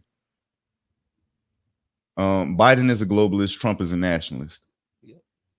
Religious nuts rule already. Your slave religion is popular among Republicans. Okay. Kofi just quaked off on somebody. It might have been me. I don't know. That was a tone shot. It was somebody up top that said something about slavery. Oh yeah, I think there's keep talking about slave religion and everything. I'm not gonna get into that conversation today. Yeah, but you wanted to smoke. No, I don't have to have no smoke. If you calling yourself Pan-African, though, you on the same boat, we bro. your friends, man. You got all the smoke for us, but you running from Kofi. Nah, Kofi come up here every week with the smoke, bro. I think he needs some. I'm not trying to entertain it. I think y'all would have a really good conversation. Yeah, Kofi gonna call it. Agenda 47 is on Trump's website. He won't smoke. He gave $15 to Dems. The white boy was a part of the military right-wing group. Okay. Who was the white boy? Assassin. Oh, okay, gotcha. I was listening to you not being informed. Okay. Trump has felonies, trial in 3 different states, and has been shot at, bro, from Charlotte. Hey, shout out Leon. He said, bro, from Charlotte. Charlotte. It's all Troy. He said he has felonies, trials in 3 different states, and has been shot at, bro, from Charlotte. oh shit, Leon crazy. Leon crazy. Leon stupid. That's it. Trump so nigga grew up with the baby. Yeah, Dolph. Bro, with the bands. Bro, you don't understand fundamental. He went to Garrison, bro. Bro, you don't understand fundamental political things. Okay. Kofi, explain us the fundamental political things we don't understand. No, we're not talking about this all day. We going to the next conversation. Yeah, we can explain in the comments. We ain't got to sit there and talk about it. Yeah, hold up. Just tell them to go ahead and pound the key. Yeah, post it in the comments. We'll circle back on it. Just wait for the link. We enjoy political conversations. Just wait for the link. Hey, I swear I got this funny. The fact that we talk about religion and all this, I got this funny meme in my what you call it. We still doing memes or what? Yeah, we had an hour. Okay. If we want to like shorten our memes, I'll drop out the memes. And just keep it within like a 15-minute. Everybody get a quick 5. That's cool. All right, that's cool. Oh, he talking to Tone. Bro, this nigga don't do. Bro, Kofi, you don't want to smoke, bro. I'm trying to save you. Leave it alone, cause you don't know nothing. You keep coming in the comments talking and you don't know shit. You ain't proved nothing. You just come talking a whole bunch of shit every week and then criticize everybody. Leave it alone, bro. You don't want to smoke. You don't want to smoke, bro. Listen. Leave it alone, bro, cause I'm gonna embarrass your stupid ass. Leave it alone. Hey, but fellas, now let's bring it back in. Hey, let's begin to kind of like move earlobes. I apologize. I would also say that if we can have like a decent under control conversation back and forth, I do think that'd be fire. Again, yeah, this dude come on here criticizing everybody every week. Listen, in about 45 minutes, we'll drop the link, and I'm for like some really fair. Well, it's not like derail the quality of the show though. Like big fan. I am for the idea of like having a fair back and forth and conversation. As long as it ends up being in good faith. Mm-hmm. But I think that this is probably a good time. It sounds like we're trying to do a quick little 5 memes. Y'all with it? I'm with it. Oh yeah. Get y'all ass up out of here. God. He cheated. Get y'all ass up out of here. And he was talking shit in mid drop shoot. He was talking shit in mid shoot. And I ain't even doing no memes. I'm gonna let Q go first. Okay. Then Rail. I'm gonna drop one and then we'll go to the questions. Okay. Hey, start me off with this is my that's Johnny. You was already on me. Start me off with Floetry. Say yes. Oh yeah. It's hit right here. I heard it. Yeah, oh yeah. Okay.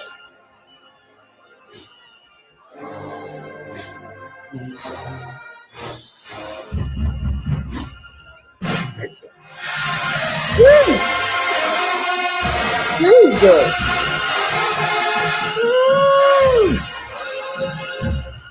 Jesus.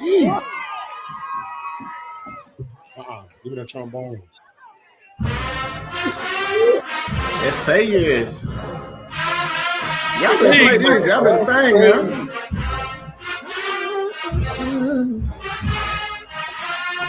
Yes, sir. Hey, that's snare line. You supposed to be. You got some kind of sticking or something with a little play to it. You know, we used to do the little exactly. Woo! Then you hop on it.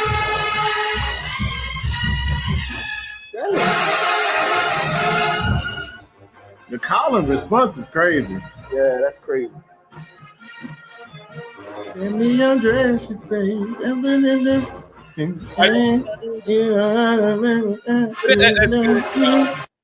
Speaking of sticking it, that actually used to be. Shout out CJ. Shout out Jeff right beside me. Essential. Those are our go-to guys when it came down to the ballot sticking on the shits. Yeah, we used to go get in a lab on the sticking. Good time. Remember TJ used to we was in high school. Yeah, TJ used to be the sticking guy. He kind of used to be the one for us when we was at Central. And just go to that middle class one, the one in the middle. Earn your leisure, right above where you was at. I think the middle class is done away with right now.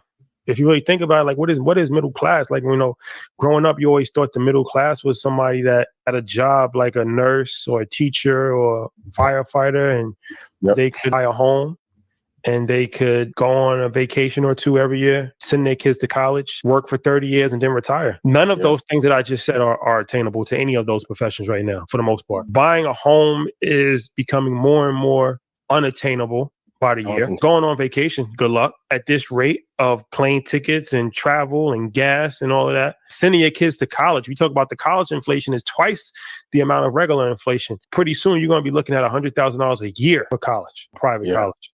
Which is insane. So no middle-class person can send their kid to college without taking out student loans. If you have to take a loan out, that means you can't pay for it. I think the middle class is done away with right now. If you really think about it, like what is middle class? Like, growing up, you always thought the middle class was somebody that had a. Yeah, fellas. It's up there to buy a house. I mean, almost to get an apartment at this point. You got to be upper middle class, unless you're gonna do the roommate thing. I mean, groceries are super high. You have to really. I think what it takes is for the folks in the middle class. Most of us basically. We have to be very strategic on how we spend money. Yeah. All the way down to the groceries. You got to shop on clearance and buy the sale. When you see some groceries on clearance? I got you. Yeah. Want me to put you on the sale? Just go in the store. So I always go in the store with a clearance on the groceries. Every grocery store has a clearance section. Every single one of them. Oh, you know that? I'm gonna have to ask my girl at the food line. Where the fuck is your clearance? So I got 14 boxes of cereal for $7 in Food Line. Oh, see now you got 2 months ago. Okay, don't worry about it. But grocery stores have sales from Wednesday to Tuesday. Mm-hmm. So it takes a little more groundwork, but it takes groundwork to save money. I don't care what you're doing. No, for sure. You're not gonna save money just off the strength. You got to put in work. So, what I suggest, what I do, I have a dummy email, and I put my email into all of the stores that I shop at. So when they have their sales, they send their weekly sales to that email. You can search through and see, okay, steak is on sale here, chicken is on sale there, fish is on sale here, and you buy the sale. Instead of being lazy and saying, well, I don't feel like driving all the way over there. No, that's facts. That's me. I ain't gonna go over here, then go over to John Penny, then go over to. That's me all day. But you don't have to do it on the same day. That's what we gotta, because the sale is from Wednesday to Tuesday. Yeah. So okay, get what you need to get out of Food Line today, and then when you ride past a Walmart or a Target or all these or whatever. Now that dummy email is the fire right there. That's the play right there, because it's the only thing that's coming in that email is the sale. So you ain't got to go through and that's it right there. Yeah, it ain't going through all your personal stuff too. Yeah. Do y'all do any of the Facebook groups, like the discount groups on Facebook or anything? You put me on one of them. I've seen some of them before where you can find some crazy deals on stuff. Crazy. They have some. It's almost be not even something that it be feeling such a deal that you don't even trust it. Niggas be paying like $20 for Air Maxes and shit. Man, people don't know how much money you save making a freaking grocery list too. I definitely do that. Let's think about how much money you just go into the store and just blow. I don't be you can't, bro. Like I buy usually on online. So like, and then I after I put everything in it, then I got to go and re-audit my list. Yeah, I'm like, I don't trust nobody. Go back downstairs. Then I got to go downstairs. Oh no, I got some of that. I'm very intentional about that. I don't know if I trust people shopping for me. Like I done been shopping for people's produce. I can't do it. Like I know I personally look at a lot of people get like produce. Okay, yeah, that's definitely not a thing. Yeah, I might let them get the other stuff, but yeah, don't send nobody shopping for your produce. Yeah, no, you should. Back to the conversation though, you have to buy deals if you don't have money. Mm-hmm. And if things even if you do have money, you have to buy deals. Yeah. I mean, it's hard to buy a house, and it's getting harder and harder because interest rates and just home prices. I saw a thing the other day that said something about buying a 2-bedroom house, and if you can qualify for a $1,200 rent at an apartment, you should be able to spend $750 a month. You should automatically qualify for $750 a month mortgage in a 2-bedroom house. But then you have to ask yourself, where on earth are you gonna find a 2-bedroom house? That article was written in '95. That's crazy. I didn't know that. I don't know if it was. I'm making a joke. I think I seen that article that too. shit was like that. Yeah. It's been a minute.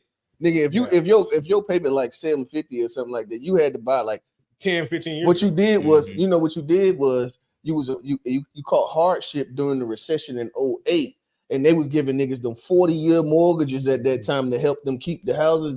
That's how you got that 750. Yeah. That's how you got it. If you got one now, you didn't have some kind of. Or it's an super old house. Yeah. Hell, my house was built in 52, and that motherfucker ain't no 750. So I don't even know how you. Nah. Y'all want to go to comments from this? Oh yeah. Okay. Yeah. And I'm tap that on me after that. All right. Unc said this guy sounds like a person who is just bad with his money. He probably tries to live above his means.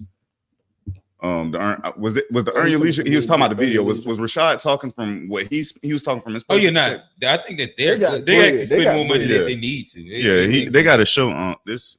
They kind of like major in quote unquote financial literacy. I think he's just speaking about the rise of inflation. Like for example, if you look at like it was a recent chart, so this isn't going to be like literally the exact thing, but this is kind of the essence of the chart. We were speaking about how what the average income could afford when it came down to what the average income was and what the average housing price was, and how the average income could actually like with less than I don't remember, it wasn't necessarily it was less than half your yearly thing, you can actually afford to put 20% down. Like nobody in 2024 is putting 20% down on their housing. But inside like the 1970s all the way up to like the 1990s, this was applicable due to like mortgage and income prices being inside like a good enough correlation to where it could work. But now I think I don't want to say the numbers, but it's like at one point in time it might have been like 2 to 3 times the like your yearly income, but now it's like 8 times the income.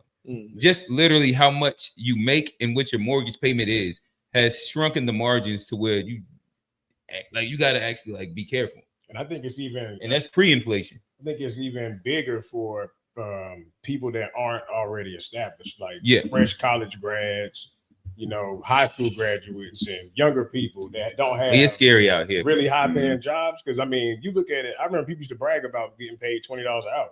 And 15 used to be $5. Yeah. So $20 an hour now, I'm scratching my head like. Y'all ever thought about what we was making at our first jobs? I know. I think 3 of us in here, our first job was Carowinds, probably.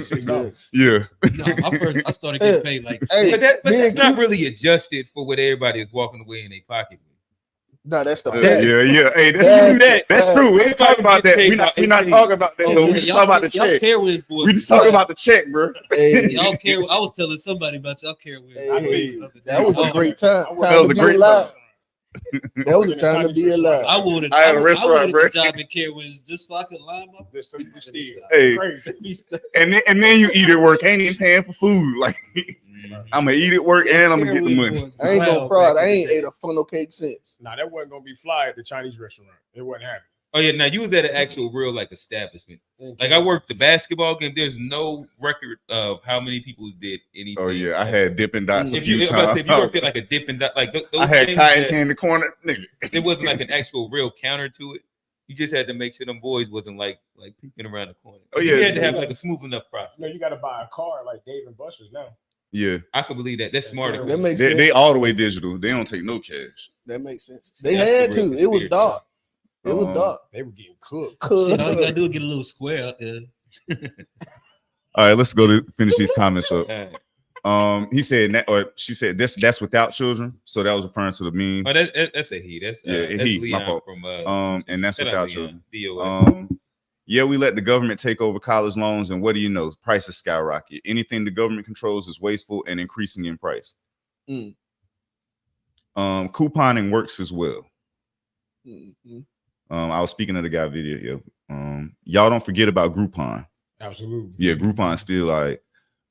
Flip is a good app to use for sales. What's some other apps, y'all? Y'all use any apps that's good for couponing you can think of?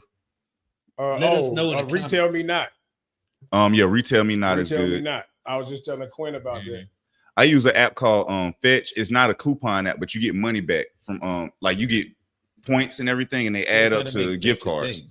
Now you do that, you get money back. Damn, bro, I just bought $50 worth of Bath and Body Works off of Fetch. Bro, what you get from Bath and Body Works? Dog on the wallflower. Wallflowers. They're like Glade plugins. Y'all laugh because I want to smell good. Like, what is y'all problem, bro? This nigga told his tone. It was the way you said it, bro. Bro, what you get from Bath and Body Works? What is wrong with y'all? No. But now you get cash back on Retail Me Not too. Oh yeah, that's come in handy. Shoot. Y'all hate on Bath and Body Works. Like them wallflowers smell good, bro. And that's crazy. I'm surprised y'all haven't watched Mean Girls with y'all ladies. Oh no, I watched Mean Girls. Why you say that? What made you just say that? I made the Fetch joke. You still trying to bring Fetch back? That was a joke. I didn't yeah, I mean, we ain't watched Mean Girls that hard. Yeah, I ain't no quotables. I ain't walk away with that. Y'all niggas, wow. I didn't walk away. If you dated a female between, I'd say like freshman all the way up, maybe like 2 years out of college, she done probably forced you to watch Mean Girls. I mean, that's just how it was. You watch it. I done watched it. The whole time it's playing though. You thinking about you playing in the movie. Like you ain't even paying attention to the movie. I don't remember nothing about that movie. I ain't gonna say I was watching the movie, but it wasn't the quotable. I didn't take any quotables away. Is all I'm saying.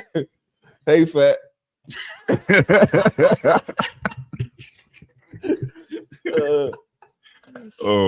Flip is a good app to use for sales.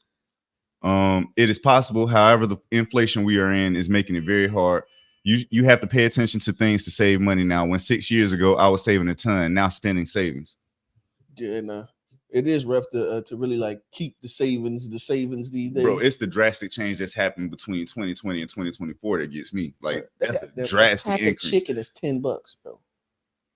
Bro, look at eggs. I used to get the 60 box from Walmart for like $6, $7. That's a lot of fucking eggs. Now the joint's like $12. Bro, I'm gonna tell you who I feel bad for. The kids who graduated in 2020. 60 pack? 60. I might have to do that. 5 dozen, yeah. Down. Oh, we got chickens. Because you they been lame. Going through like 3 in the morning right now. Oh, yeah. What he doing, like the boiled joints, or he doing scrambled joints? Scrambled. Okay. Yeah. You know how to cook. No, you can make eggs. Eggs is kind of easy. Hey, niggas, I remember when me and eggs became good friends when I ain't have an old lady. I was making pancakes too. I'll make a fucking egg sandwich. The breakfast basics is really easy. Like the pancakes, you got the heat up sausage and eggs, and you can do all that shit within like a good 10 to 15 minute time frame. Quick, quick. You can Dang, do breakfast. Mom said she done brought $200 worth of groceries for $10 using coupons. Oh yeah, her and Leah used to do that. Hey, I gotta tap in. Like, God, dog. Yeah, that used to be a thing. Hey, maybe we need to bring her on for a segment. Maybe we need to bring her on for a segment. How to save? My shit, bro. Like I ain't gonna hold you. You think that'd be a good idea? Target. Oh, you do grocery shopping in Target? Yeah. I don't buy food. Crazy. I don't buy food, but I buy like all my like. You remember Jeff was just talking about certain days of the week stuff is discounted. Oh yeah, no, it ain't crazy to go there if you know their grocery day. I think that's probably a good day. And I go to Target for a different reason. Oh no, I understand. I got you. Listen, hey, Tom. I was about to say, Mama Sharon might come on here and show us how to save some money. Might be a future segment. Hey, Tone, let's also go ahead and jump into these last two memes so we can get into this. All right, y'all don't push it forward a little bit. We'll come back to them in a little bit, I think. What y'all think, fellas? Yeah. All right, I'm gonna go with. I want to do. Let's go to the funny one first. It was a joint on there. Wait, he say something about I don't want your mama or something like that. It says it on there. Scroll. Hold on. Go down a little bit. Be a tone and rail down. joke right here. Damn, is that the last one? Is it Trump the last one? There's one under here. Oh no, that's Jeff. Okay, scroll up a little bit. It's not that one. It's not that one. It's that one right there above. Yeah. My mom wore nail polish. I want Bible. I don't want my mom. Because you know what? I want Bible. Okay, I don't want your mama. Let me answer you. The Bible's more important than your mama. I'm going to give you Bible. I want Bible to justify makeup. Do you realize what this man is saying? Okay, this man is saying the Bible is older than a woman. Is that what that's what you believe? Wait a minute, I didn't understand. Give yourself a round of applause if you believe the Bible is older than a woman. Yes, it is. Let me prove it. It's the Bible. St. John chapter 1 and at verse 1. Listen, that's St. John chapter 1 verse 1 and verse 1. In the beginning was the word. Was your mama back there? My mom wore nail. I thought that was hilarious, bro. Was your mama that man saying, "I want the Bible, not your mama." I thought that shit was hilarious. I seen it earlier this week. Cool. And then give me Charleston White, and we'll close out here.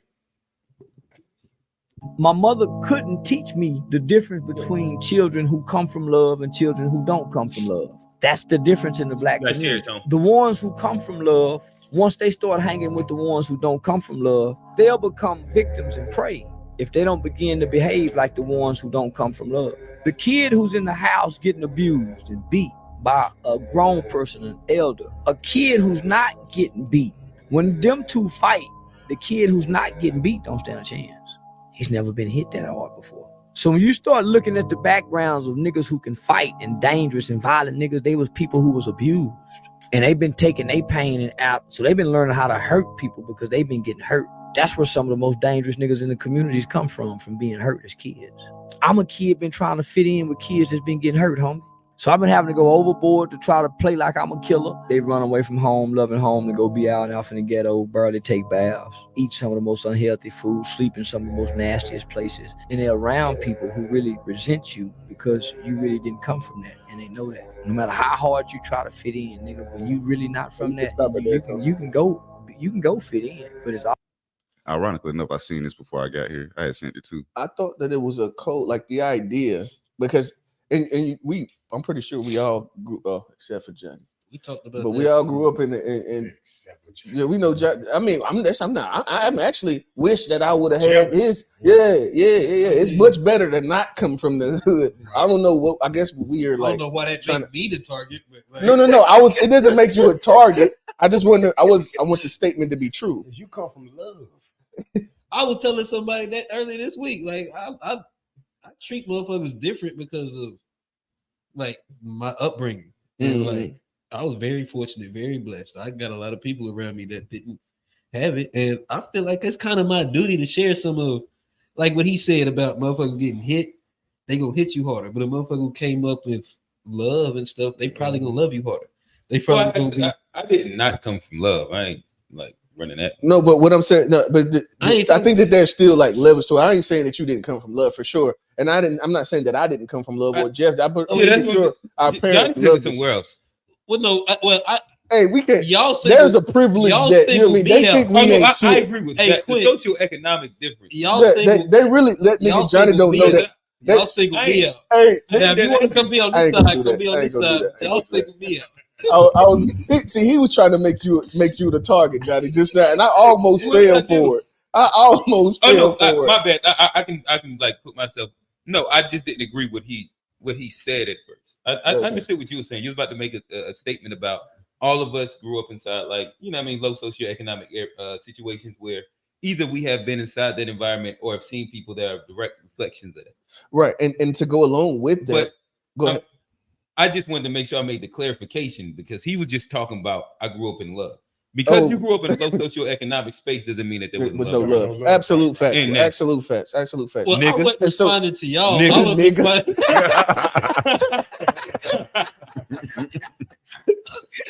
No, but I was responding to Charleston White when he was talking about abuse. But then maybe you on my team then, if you grew up with love, then the motherfuckers who didn't grow up with love, you gonna have a different relationship with it than they will. Just like they gonna have a different relationship with hurting people. But the point of what kind of got me because like, okay, I did come from a family. My mom loved him. Pops wasn't he was there, not really though. But I grew up with single mother, us three. And my mom loved it still. We got a great relationship with our mom to this day.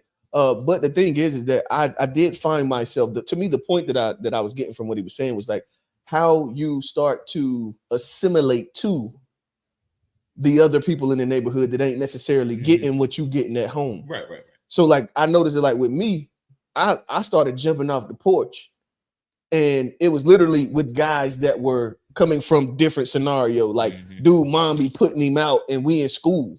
Like, you know what I mean? Dude, mom be putting him out, and he out here, you know what I mean, getting how he can, selling little trees, doing little stuff. So I'm actually, and I ain't have to do that. You know what I mean? Mom, dudes, like we were okay. I mean, we were poor, but we were still okay. Like I wasn't gonna go to sleep hungry and nothing like that. You know what I mean? It was just the idea of like us, you know what I mean? The fact that being in low income area, you may have love, but you don't know what this other kid is actually living in his house. And then y'all become friends, and you know what I mean? That those character traits tend to they bleed over both ways. Yeah, it bleeds over both ways, and you don't really know exactly what that makes your trajectory. You know what I mean? Because I literally was like, I went to the military because I knew, my mom knew, everybody knew that like, nigga, you finna ship yourself off, bro. Like you finna go and sat down if you don't go and, you know what I mean? Like it was a thing, and it was like I had to.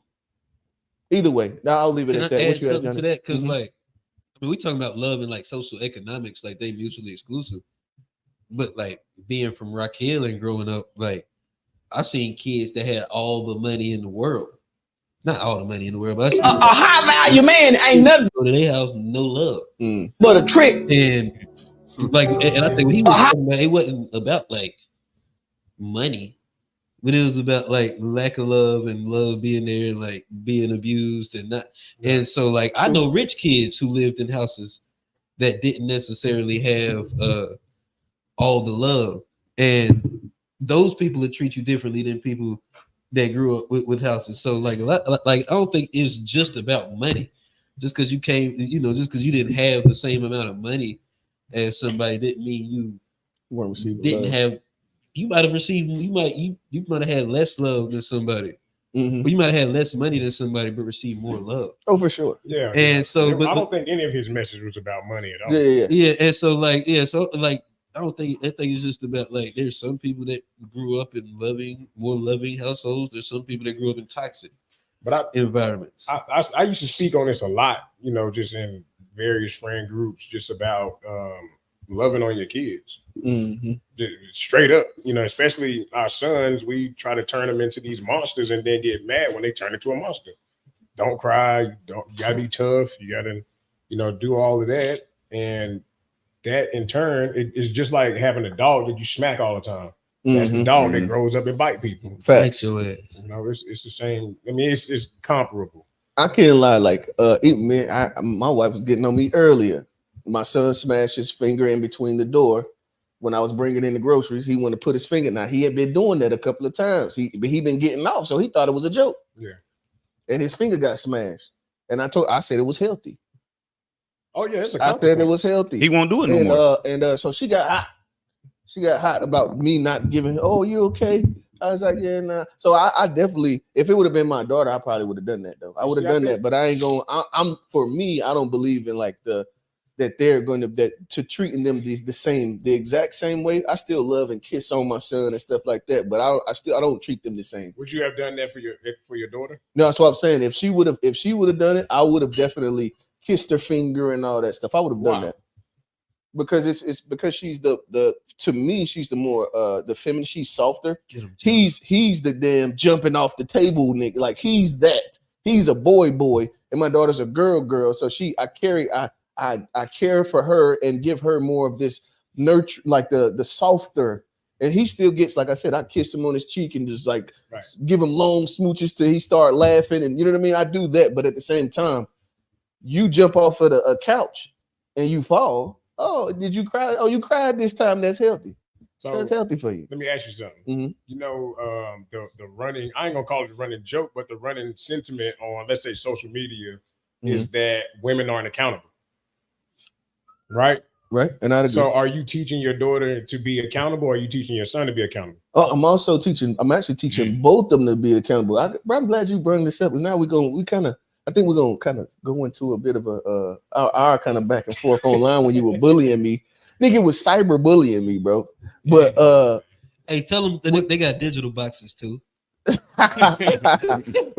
to give you an example, so my daughter, right? So, and it's funny because when I look at kids, I think that a lot of the adult characteristics, you can see it within your kids. If they don't go, they already in there. If they don't go check, if you don't check these things and make them understand that these natural things that they're doing are wrong, then they'll do the same thing. So like my daughter, I didn't do something that she wanted me to do. I told her no about something or something like that. Now she was probably 3, and she told me she didn't love me anymore because I told her that. So I was trying to figure out exactly how I was going to, you know what I mean, come up with. So I was sitting there like for a second, and I was like, "Oh, you don't? Okay." So then she started talking to me. I was like, "You hurt my feelings. I don't feel like talking to you anymore. When you tell me you didn't love me, you hurt my feelings. Right. So I want you to know my feelings are hurt, and I don't feel like talking to you right now." She ends up crying and wanting to come and give me a hug, and of course I welcome that because I want, you know what I mean. Right. So it's still, I'm teaching both of them. Well, yeah, she learned that you can't just say anything that you want to. Yeah, because what you're doing is you're trying to manipulate a situation. You know what I mean? And women do that as grown women. And for me to see that in my 3-year-old, I was like, bro, this shit comes naturally. It's something that we have to. It's being a good person is a learned behavior. Being a good wife or husband, or being a leader, or being able to be led, all of these are learned behaviors. Right. And we have and it's things that you can see in children at these grade level, before grade level ages, that you can see and kind of develop them. And I ain't saying I got it figured out, nigga. I'm spitballing. Well, my pops wasn't around. You know what I mean?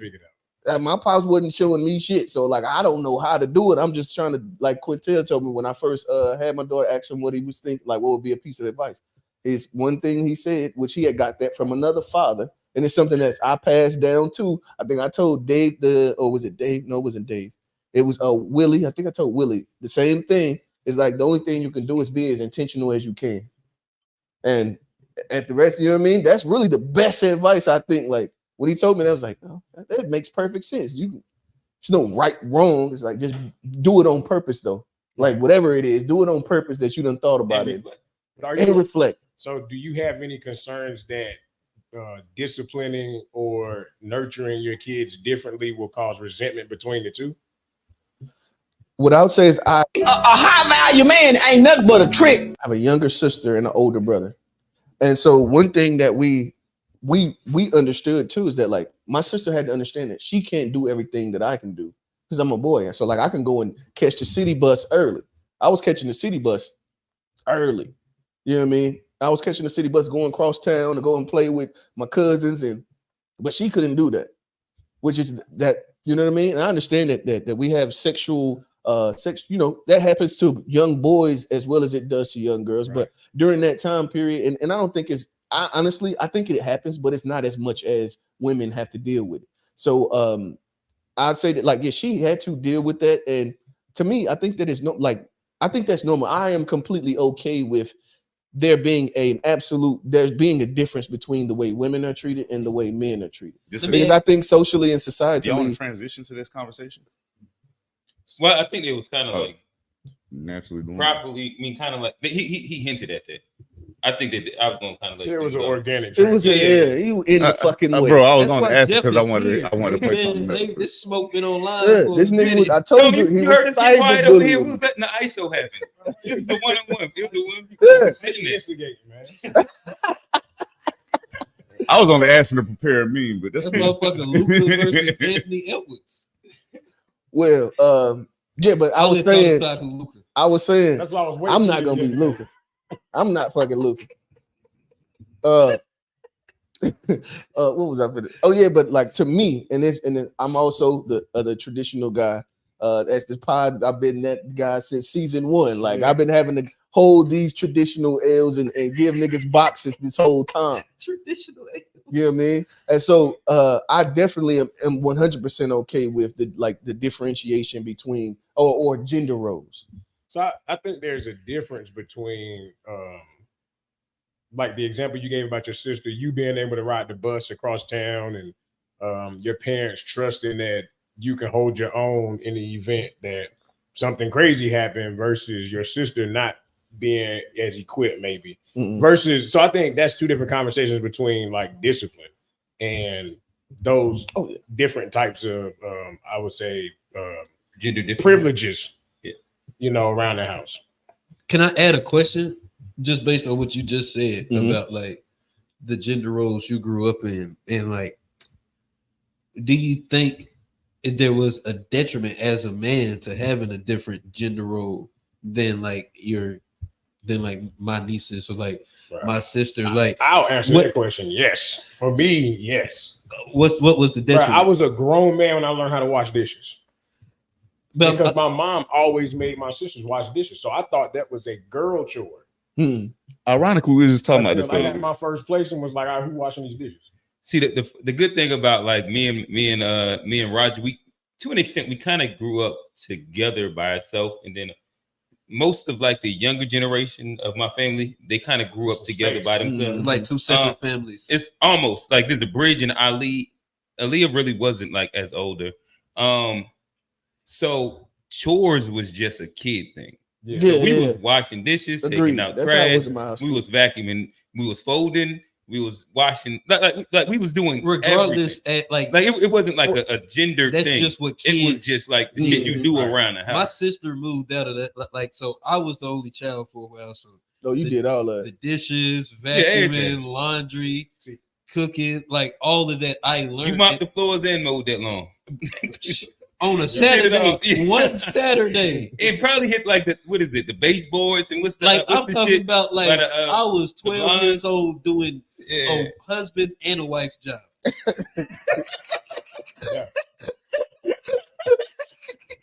Hey. So I guess I want to. So this to say, like, that wasn't how my household was set up too. Like my sister wasn't the only one washing dishes. Like that was a chores. They just went around the circle. You know what I mean? Yeah. But we're gonna go ahead and pull a meme up for me. The question. Yeah, ironically enough, me and Real just had this debate the other day about dishes, like gender chores and stuff. What was your question? My question, because Jeff answered it, but you was like you could go get on the bus and like go across the city because you was a boy and your sister couldn't. Like, do you think that freedom? Keep going. Well, he's not listening. I'm asking him the question. Yeah. You're talking to him while I'm asking him the question. But like, do you think that niggas can multitask? I believe in him. Oh, my bad. That nigga is traditional. It's only one thing. Let me ask him. Go ahead, bro. But like, so you could get on the bus and go across the city, do it. Your sister couldn't. It's because you was a boy, you a girl. 5, 10, 15 years later, like, do you think there's any detriment into as a man having that freedom when you maybe not should have, or detriment to the woman when she should have had that freedom and not being able to get it? Like, I could possibly say that you answer this nigga changed the question, but I think the answer is still yes. So, you're talking about for you. He changed the question because my question was specifically for him, and you answered. I tailored it differently. So what I will say is that the ability to go and jump and actually go and catch the bus and all these things, that could be a reason why I jumped off the porch too, possibly. You know what I mean? But to be honest, like in like your real was 9th grade, that means 15, 14, catching the bus over to the crib. I know that for a fact. Oh no, that was fact. I was doing it before then, though. Like I had already been doing that shit. Middle school, I was catching buses with my brother and shit like that. Oh yeah, I'm talking about by myself. Yeah, I was catching buses with Dolo in middle school too. Yeah, I was going from Bradford. Rock Hill, I had a bicycle. I could ride that motherfucker. It's far. It's that as far as the bike could take my ass. But I think that we end up getting to like a less of a gender thing and more of a generational thing, where like I know when we was like in elementary school, me and Roger both was elementary school. Like we'd just be out the house for like, and we riding bikes to like different sides of like different neighborhoods, like neighborhood past the neighborhood, right, and just doing shit as little ass like tribes of kids and shit like that over on Freedom Drive. that was like I remember when they were y'all was on Freedom, y'all was tripping. Listen, I still got a damn scar on my big toe right now from when they was building the LJ, and we were just little ass kids playing in a construction zone and fucking little pipes landing on my foot and shit. Yeah, that's crazy. Yeah, like you got a lot of your mama about that one. I don't really remember. I just like she probably don't know about it right now. That's not. She remember like I came home with a bloody like big toe in my sock. They like shit happened. But I mean, they also just let us run out in the woods and outside. That's the how woods. we was too. Nah, you know, man, when you get a scar because you were someplace, you get a wound and you can't show your parents because you weren't supposed to be there. Oh yeah.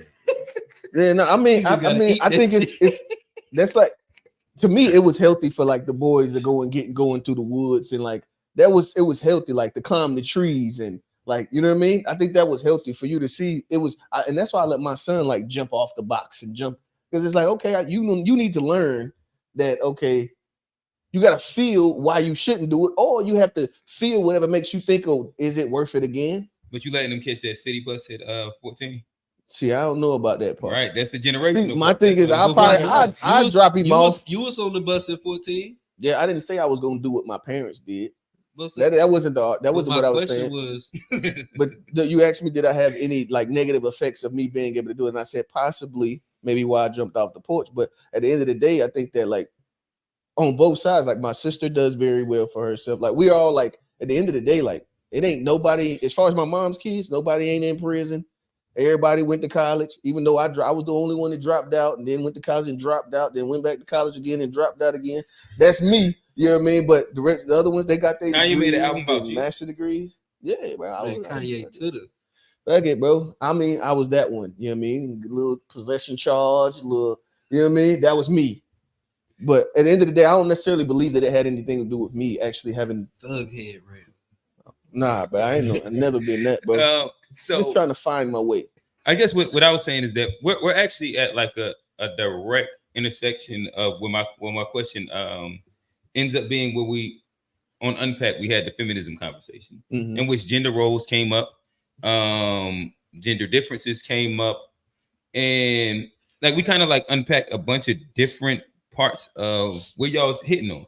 And I guess I'll throw out this first one. We got bogged down for about like 20 minutes on this.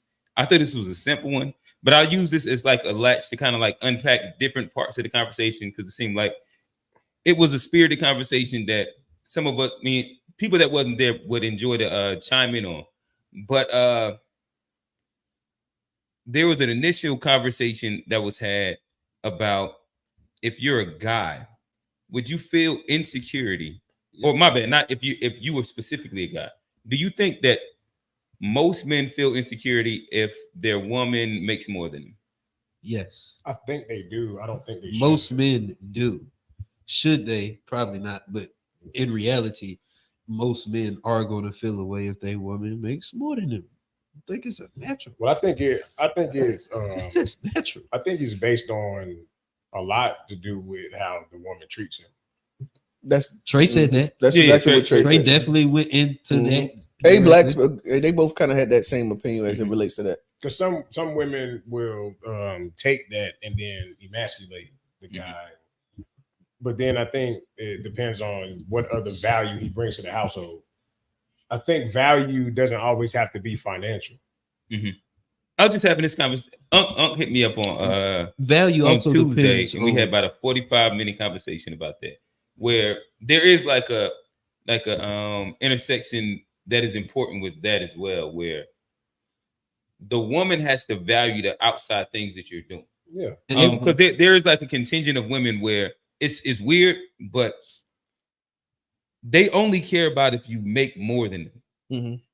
Even if, like, say you make less than them, but the value that you bring supersedes what that person that makes more than them is actually able to provide. Absolutely. You got to find somebody that's able to see the value. Right. And that's what that goes a long way, because not everybody, like, I mean, car sales, like, not every, like, I can sit and tell you why a car is worth $40,000 all day long. I'll do that 10 times out the week. I might sell 5 of them. There's another 5 people that just didn't see the value in what I was saying. It's not because the value wasn't there. It's not because the car ain't valuable. It's just certain people not gonna be able to see the value. And if you try to create a car deal with somebody that don't see the value, you'll end up selling a $40,000 car for $25,000 just to make it work because they don't see the value. Where you get with somebody that see your value and they pay the whole 40 grand because they see your value. Right. And that's important. Like when men, women, anything, you gotta like what your value is. You can't waste it on somebody that don't see it or try to convince somebody that don't see it. You present your value. The people that's gonna see it, appreciate it will. The ones that don't, it's whatever. But yeah, like when it comes to that, if you're gonna get with somebody, they gotta appreciate your value. If you're trying to be with somebody that don't appreciate your value, it's gonna be stress. It's gonna be a lot of shit that don't work. And let's also, we're assuming that you have value. That's the assumption, because, and I think that this whole idea, as we move in, everybody has some kind of value. I don't think so. But there's a value that is like, there's levels to this shit. Like when people be like, know your worth, and talk about know your worth. Now, just because you alive don't mean your worth start here. What a valueless nigga look like? Worthless motherfucker. I mean, somebody's just not putting out anything. It's just. But that's like a cow. That's a homeless. But like that's the nigga that. So especially the homeless sexual that got an Xbox. You mean this nigga? Hey, this nigga. Hey, that motherfucker valuable for something. This nigga looking for a crib. That motherfucker valuable. He bring the Xbox. He got the book bag and shit on. Got 2 outfits. Somebody valuing it. Like he tried to be moving in with Shawty with two pairs of clothes and an Xbox. Somebody see the chick getting dropped off at work. What they call blonde, bleach blonde, big back, bad built. What's she called? Oh, bleach blonde, bad built. I don't know. She butch body. Yeah. She went crazy on it, and they allowed it. That was crazy. That was crazy. They was about supposed to allow it because old girl kind of went left with her anyway. You talking Taylor Green? Yeah. Marjorie Taylor Green. So I guess we were still on yours, and your question was, do you believe that men what is it again? Well, it was like the first alley-oop was the insecurity, right? And the idea that a part of this conversation came from the idea, I think somebody was speaking about, and we can have this conversation as well. And matter of fact, I think that this was my actual first question, and it was supposed to lead into it. My phone was dead. I'm sorry, y'all. I got off track. Would you be open to being a house husband? Absolutely. Absolutely not. I done worked all my life.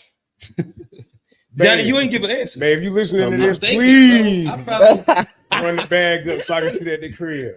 Yeah. Nah, I probably wouldn't, because like I'm not gonna be happy like just being in the house. Like But it don't mean you just sitting around the house all day. That's what a house husband. A house husband is more. It's more like a homemaker. Facilitating the crib. You a homemaker. But that means so like that means my responsibility, my priority is going within to the house. The house. And taking care of that. I don't want that to be my number one priority. So if and I'll just give the exact same scenario that A Black gave on the show, where he said if your lady makes more than enough, let's say she a $200,000 woman, right? And it's enough to make sure that all of y'all things are done and met and all those good shit. She's a good woman with Trey say fit friendly and all that other Kevin Samuels shit. Fine. Right. you going to work is a waste of money because daycare it eats up your whole check. And I'm about to say, and if the idea of y'all family is that I prefer my kids to be not to go to daycare and in-home XYZ, still has the ability to do all your like fun shit. Like you can take pictures of them flowers whenever you want to or something like that. Like that's cool. So with that nigga just dwindled down your life goals to taking pictures of flowers, John. No, and your ex, I don't think that like, whatever your creative outlook and niche is. Am I gonna be insecure about it if all I'm doing is taking pictures and folding clothes? And yes. Oh no, I'm talking about like raising your kids. All that value that niggas like we trying to put on like what it means to be like a person in the household, whether that like housewife. But what if your girl? Shout out Tara, she's still here. She said mother. She kept trying to call my nigga A Black a mother. I get it. But I would be insecure because if I'm at the house taking care of that, and what say my lady she making $300K, and say she got to do a business meeting with two dudes that's making $500-600K. And then it's like, am I not supposed to feel insecure as a man? To add to we that, didn't get to the insecure part. The whole point of this, you'd be open to do it. You know, most open, but I would be insecure. Okay, you'll be open and insecure. So let me go. Tone wanted to answer real quick. I wasn't even about to answer. I was about to ask about like money between like does money guarantee your security? Like that's what make you feel secure in yourself? Like as far as like he was saying he feel insecure as a man. So is money what makes you feel secure as a man? A lot of times, that's the answer to the question. In the world that we live in, fuck yes. Yes. Hell yeah. I'm not speaking for me. I'm just speaking for men. Most men. Most men, they leave with their wallet. They don't have no character. That's my whole thing. In very many other areas besides money and dick. Even if I got value in other areas, having 100,000 make me feel better than having 10,000. It do. But if your wife up 300, why are you working and you making 40 grand a year? So, but listen, because outside of that woman, the money just make me feel good as a man. But she'll pay your little allowance. I don't want to get it. I don't want your allowance money. Who the fuck am I to be taking allowance? What about the kids? You don't want to. You don't want the opportunity to stay home and raise your kids. I'm gonna let you finish. I want to answer this money. Y'all try to buy. What you gonna do? I am allowed to feel. Johnny want to get his nails done with his money. Tell him. No, Johnny, they trying to make you agree with them, bro. You are allowed to have your own opinion, bro. You can feel like that, bro. I was just asking because Q raised. I was trying to make. Chuckle said being a house husband means that you're a bitch ass Negro in a subordinate position in a relationship. Women don't respect unproductive men like that. But above that, Kofi also said that. Kofi said very immature and short sighted. Being a house husband is bad. Say it again. What Kofi said? Oh, he said very immature and short-sighted. Being a house husband is bad. And then he said, "Did she marry you or your wallet? If a millionaire comes around your woman, she gonna leave you. You are with the wrong woman." Hey, he making a good point. I was just about to ask. I'm a productive citizen. This is me. And I think my woman would appreciate the fact that I can go out and earn money. Now, hold on. And what about your kids? What if y'all? That's what I want to hear about the kids. That's what he asked that question. So fuck the kids. No, I'm gonna get my 33,000. You need to quit her job and let me keep my 40. I'm a married. It's gonna be better with the kids than I would be. But what if you make way more money? What do you mean? Oh yeah, what you bad with kids? Women. You jumping in this like women, go ahead. Women breastfeed, like, and there's a natural reason why women breast. Like, bro, the 300 up, the lady that's 300 up can pump. Now what? That's a fact. So she gonna be 300 up. She gonna be 300 up, pumping and doing what the fuck am I gonna be there for? She up 300, she pumping the breast. She might well get a nanny. Like what the why she am I there? Get rid of your motherfucker. Like why am I there? What is you doing? It also sounds like I'm gonna say this sounds no value in what you do. And that's exactly what I was about to say. It's like your value is not anything. Not that I don't understand what you're saying. I do get the money thing, but it's like if your value is only that. So yeah, right. That's what I'm getting to. None of our value worth. Like money is worth more than all our value. So somebody come along and they got more money. Hold on. Real quick. 500K. Johnny, all right, Johnny, you turn right now. Just relax. Listen. I just want to reset the room in this. Let's slow down the conversation and allow every person to get out complete sentences. All right. I think you was about to say something. Oh, well, that's what I was getting at what Tone was saying. I was walking Newton down this path. So if Jill Scott.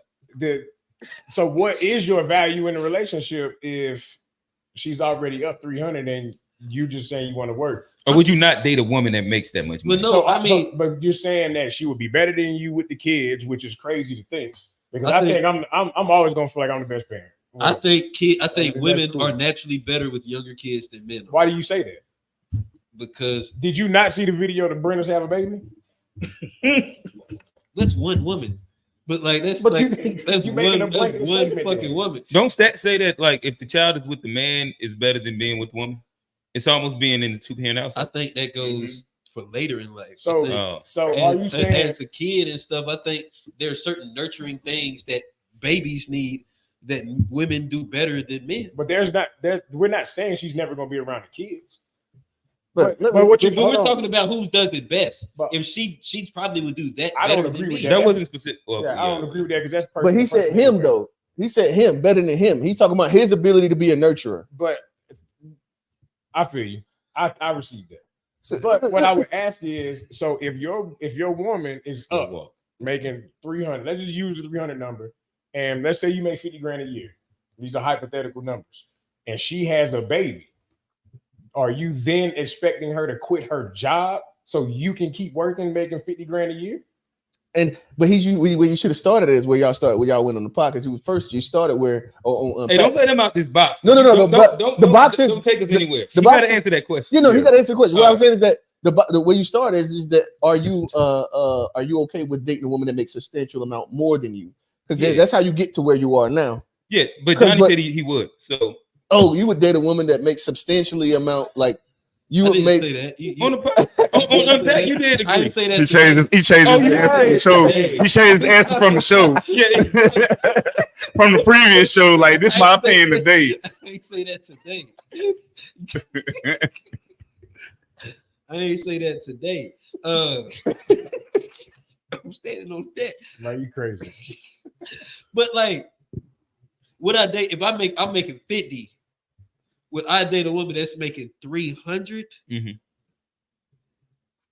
That's gonna be tough. Like just personally, like. So the answer is just answer the question, bro. It's okay for you to say no, bro. Probably not. Let these niggas bully you and say I would not. It's okay. I would like to though. I would like to think in I don't see why I wouldn't, but when I think about it. And my feelings, see this, and then we go. Now this drags us right into the conversation that we were having. But y'all was trying to box Johnny up.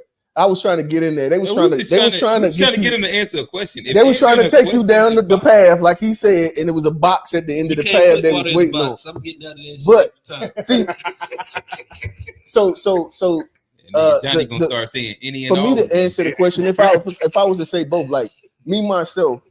No, I wouldn't date a woman if I made 50 and she made 300. I'm cool on it because my thing is, unless, which is fucking the chances are so slim that she's probably, I'm gonna say not fuck, probably 9.9 times out of 10, you aren't a leader in that house. When it come down to it, yo motherfucking that you really might want to shut the fuck up around here. You really might. Bro, your relationship doomed if that's what your relationship. No. Hold on. Man, come on, bro. I'm talking about average. You can say, listen, what I'm saying, you can say on average. We talking about I'm talking about my situation because my situation is not that. We're just having a hypothetical conversation. We're just going to be on average. A lot of, and that's the same reason, but that's the same reason why a lot of women, they want a man that earns more than them. They also want a man that leads. Those two things kind of go in together.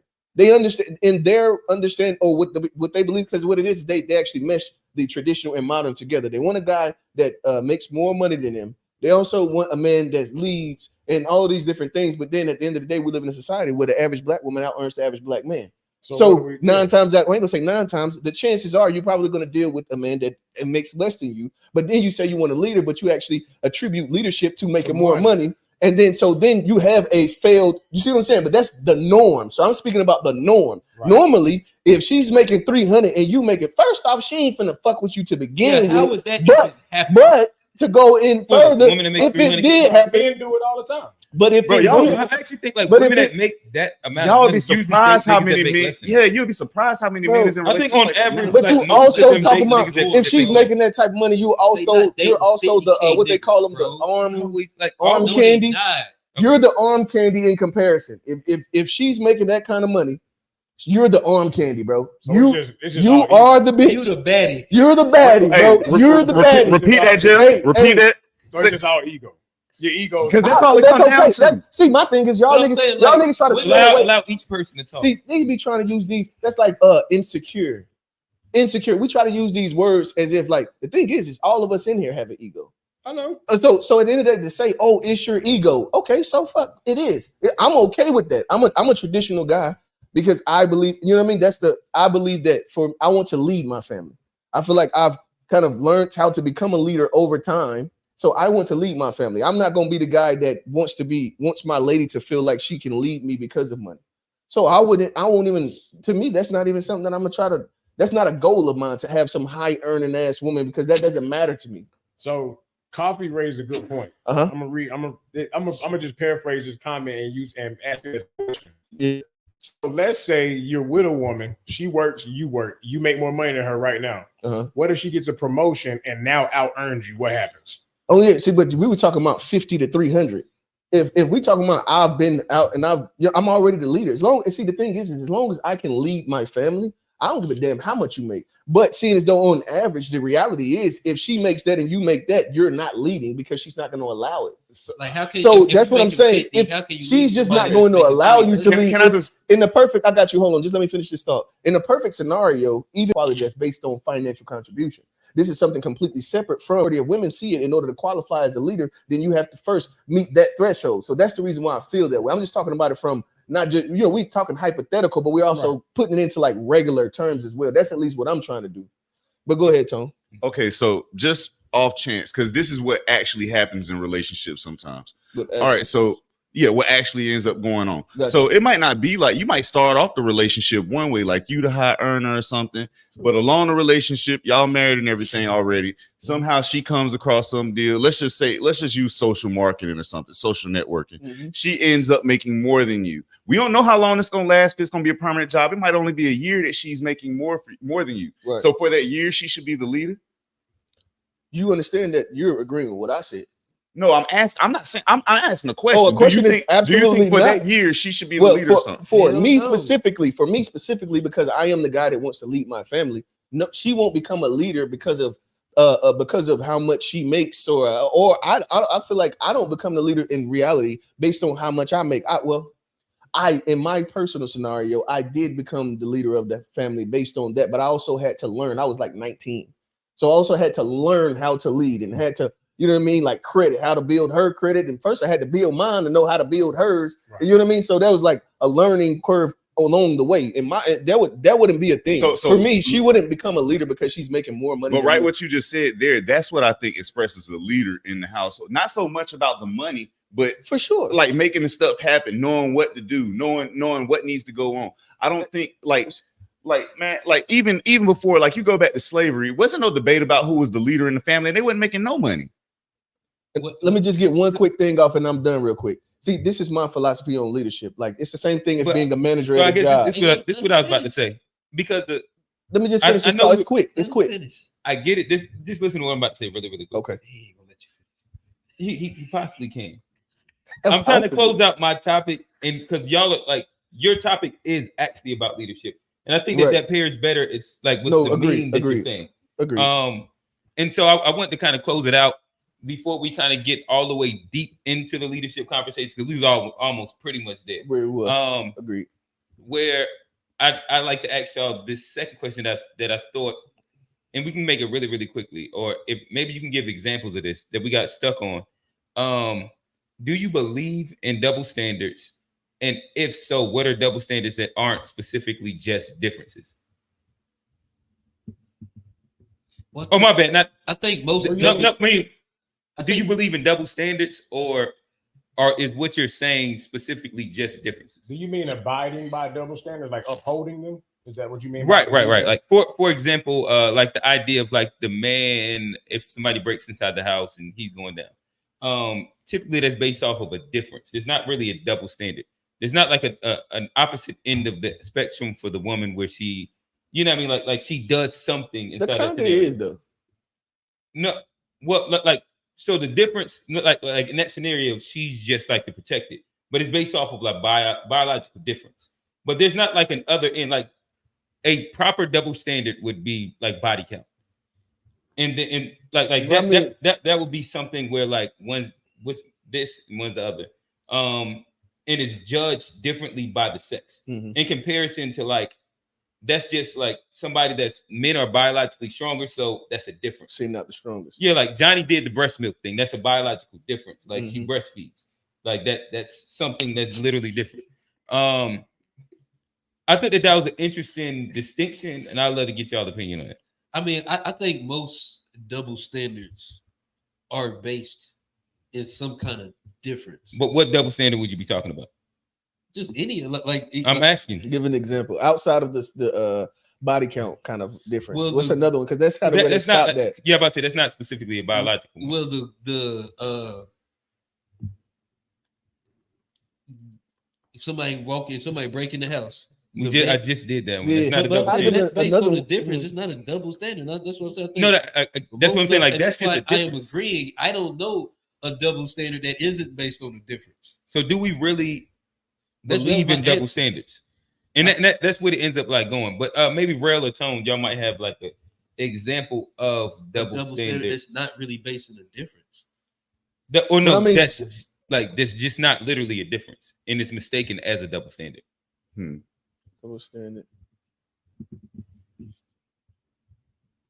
I can't. What is it like paying on the first date or paying during a courting? All the financial contribution of courtship coming from a man. That's a good one. Yeah, I think that would be like the way dating is set up. Probably would be like that's one standard. And I think that like there's reasons for these standards who have, you know what I mean? If you go back, there's time periods where these things made absolute sense. And then we're at a time more as time goes on, it's like, and honestly, I think it's the cherry picking shit. It's like you would like all of the things that complement what you would like, none of the other shit. So you just cherry pick which ones you fuck with. And that's how we do. You know what I mean? At this point, what's the word? What's the word? Chivalry. You think? Oh yeah, I think what you're talking about is the illusion. No, I agree. I guess what you're saying is you think you look at chivalry as a cherry pick, and women that have their own shit want that. You said women that have their own shit still want. Well, you said cherry pick. So what do you like? So if what I'm saying is that chivalry is based off of a previous time in which, like, in essence, women couldn't actually work. And like, so a man had to court them, and within like the courting process, all those things kind of went along from paying the date, taking her out, picking her up, opening doors, to protect, like all those. That's where it's based out of. But if we're saying that has now become a double standard, and women are cherry picking that thing, I'm asking. So if the women that are now gainfully employed and working, chivalry shouldn't really be a thing. No, I don't believe that. Okay. Well, I mean, I'm on the traditional side of things, so I don't believe like. So I what still you mean by believe in all cherry that. pick? What I'm saying when I say cherry pick, it's pretty much like it's the idea of being able to take all of the goods and like leave the shit that you don't like. So the idea that like we want men to be chivalrous, right? We want to still be able to earn our own income and all this. Then we want to be able to like have cake and eat it be sexually promiscuous and not be judged on the back end of doing said thing. It's pretty much the idea of creating the best or curating the best non-accountability type of, you know what I mean? If you could choose that, then you would allow these things you would choose these things to be to your benefit. The ability to do whatever you like to do. It is everything's okay whether you go this way or that way. It's all inclusive and okay. You know what I mean? We don't, and what I said, the reason why I call it cherry picking is because men do not have the ability to do that. Men don't have the ability to cherry pick. It's all we've been given the definition of a man. No, you men have the power to cherry pick. Usually we do. Like when? Like in all like sexual promiscuity, men like it's okay to be a hoe. Is it? Of course, that's what like I think it was. Most men are celebrated for like the more women you fuck. I mean, but like the whole like a 20s thing though. No, the whole red pill space and manosphere space is based off of men being able to like a lot of them shits is like you used to have like 50 bodies before you even think of get married. But we talking about like millionaires too. So I think that like no, I'm talking about like the reason why the entire space boom is based off of men and them holding power inside the sense of money to be able to afford as much pussy as they possibly can in the sense of value. Them niggas don't be having no real reality-based conversation. No, but I'm saying like all the men that watch, the reason why that space was a thing, whether you like or dislike the actual like characters in it, the ideology is based off of it's okay for men to be promiscuous and not for women. But I don't even think like most men even disagree with that concept. Men really don't be looking at being quote unquote a hoe as like this crazy terrible thing. The only reason to be crazy now is just because of what's going on out here. But yeah, people don't. Yeah, I think that like, yeah. In my, we about to pretend, or we about to like. No. What I would say is that it is much more acceptable for men than it is women.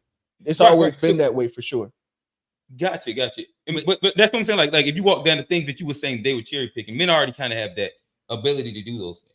Right, but I'm talking. What I was saying, like you named out the one thing. I'm talking about like generally. Like well, I mean, at the end of the day, I don't name another one.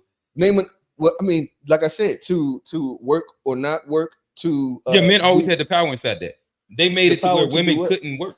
They couldn't vote. They couldn't do like all those other things. Men, I can't really talk about white men. What they done. We didn't have no power to do none of that shit. Only thing I can talk is that as a black man I ain't made no woman not work a day. Ain't no black man made no woman not go to work, bro. Okay.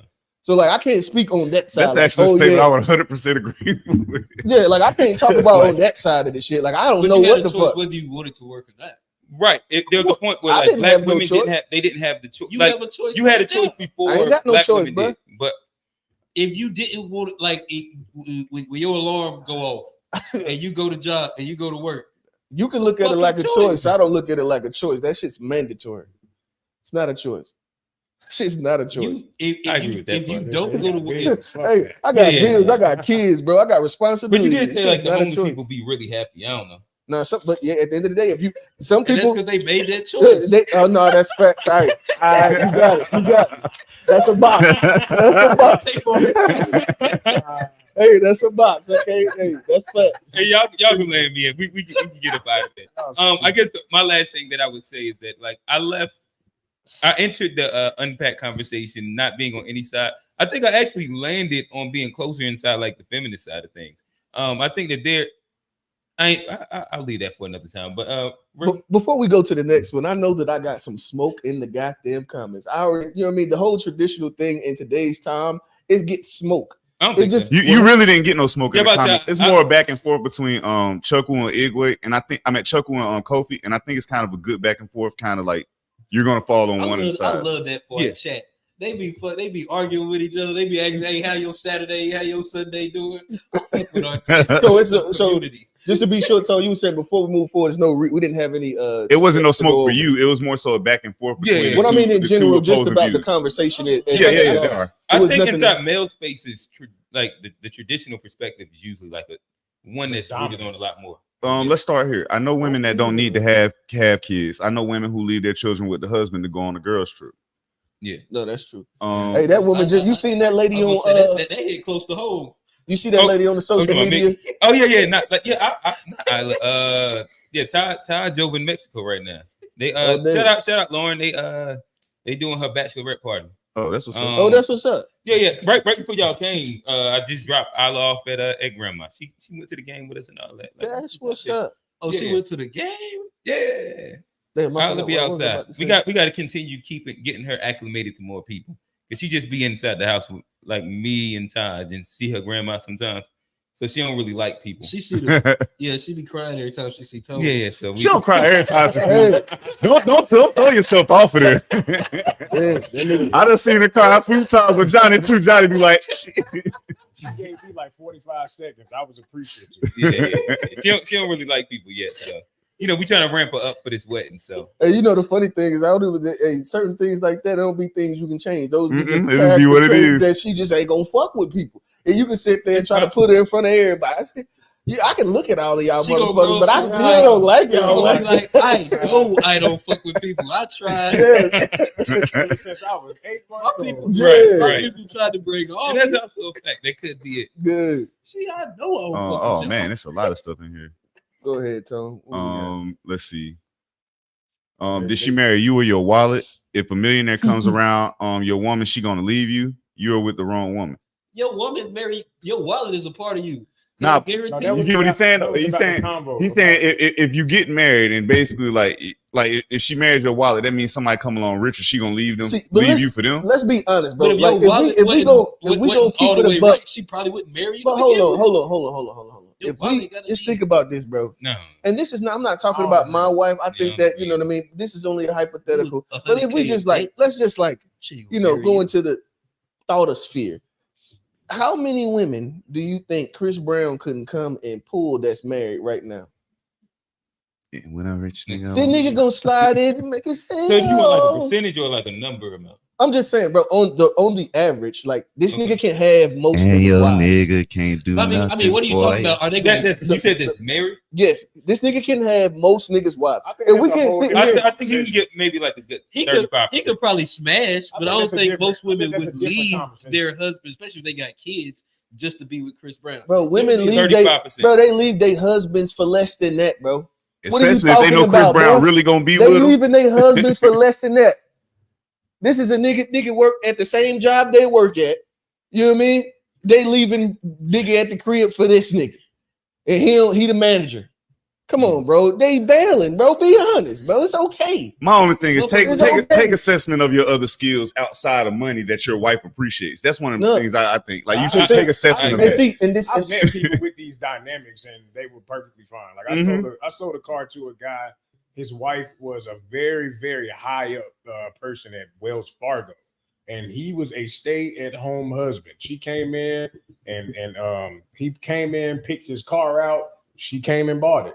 They put some rims on it for him and everything, and they were perfectly fine. You don't know what that lady that said to that man before she came in there and picked them wheels. No, and I mean, at the end of the day, you don't know what that lady. You don't know what that man provide for that lady that she might not be treating him bad like you that. Can look That's at the my whole Monique thing. situation. How Monique talk about her husband. I actually appreciate that conversation when she was on Club Shay Shay and she was talking about her husband that she always made more money than. Good conversation. So I'm not saying that the shit never happened.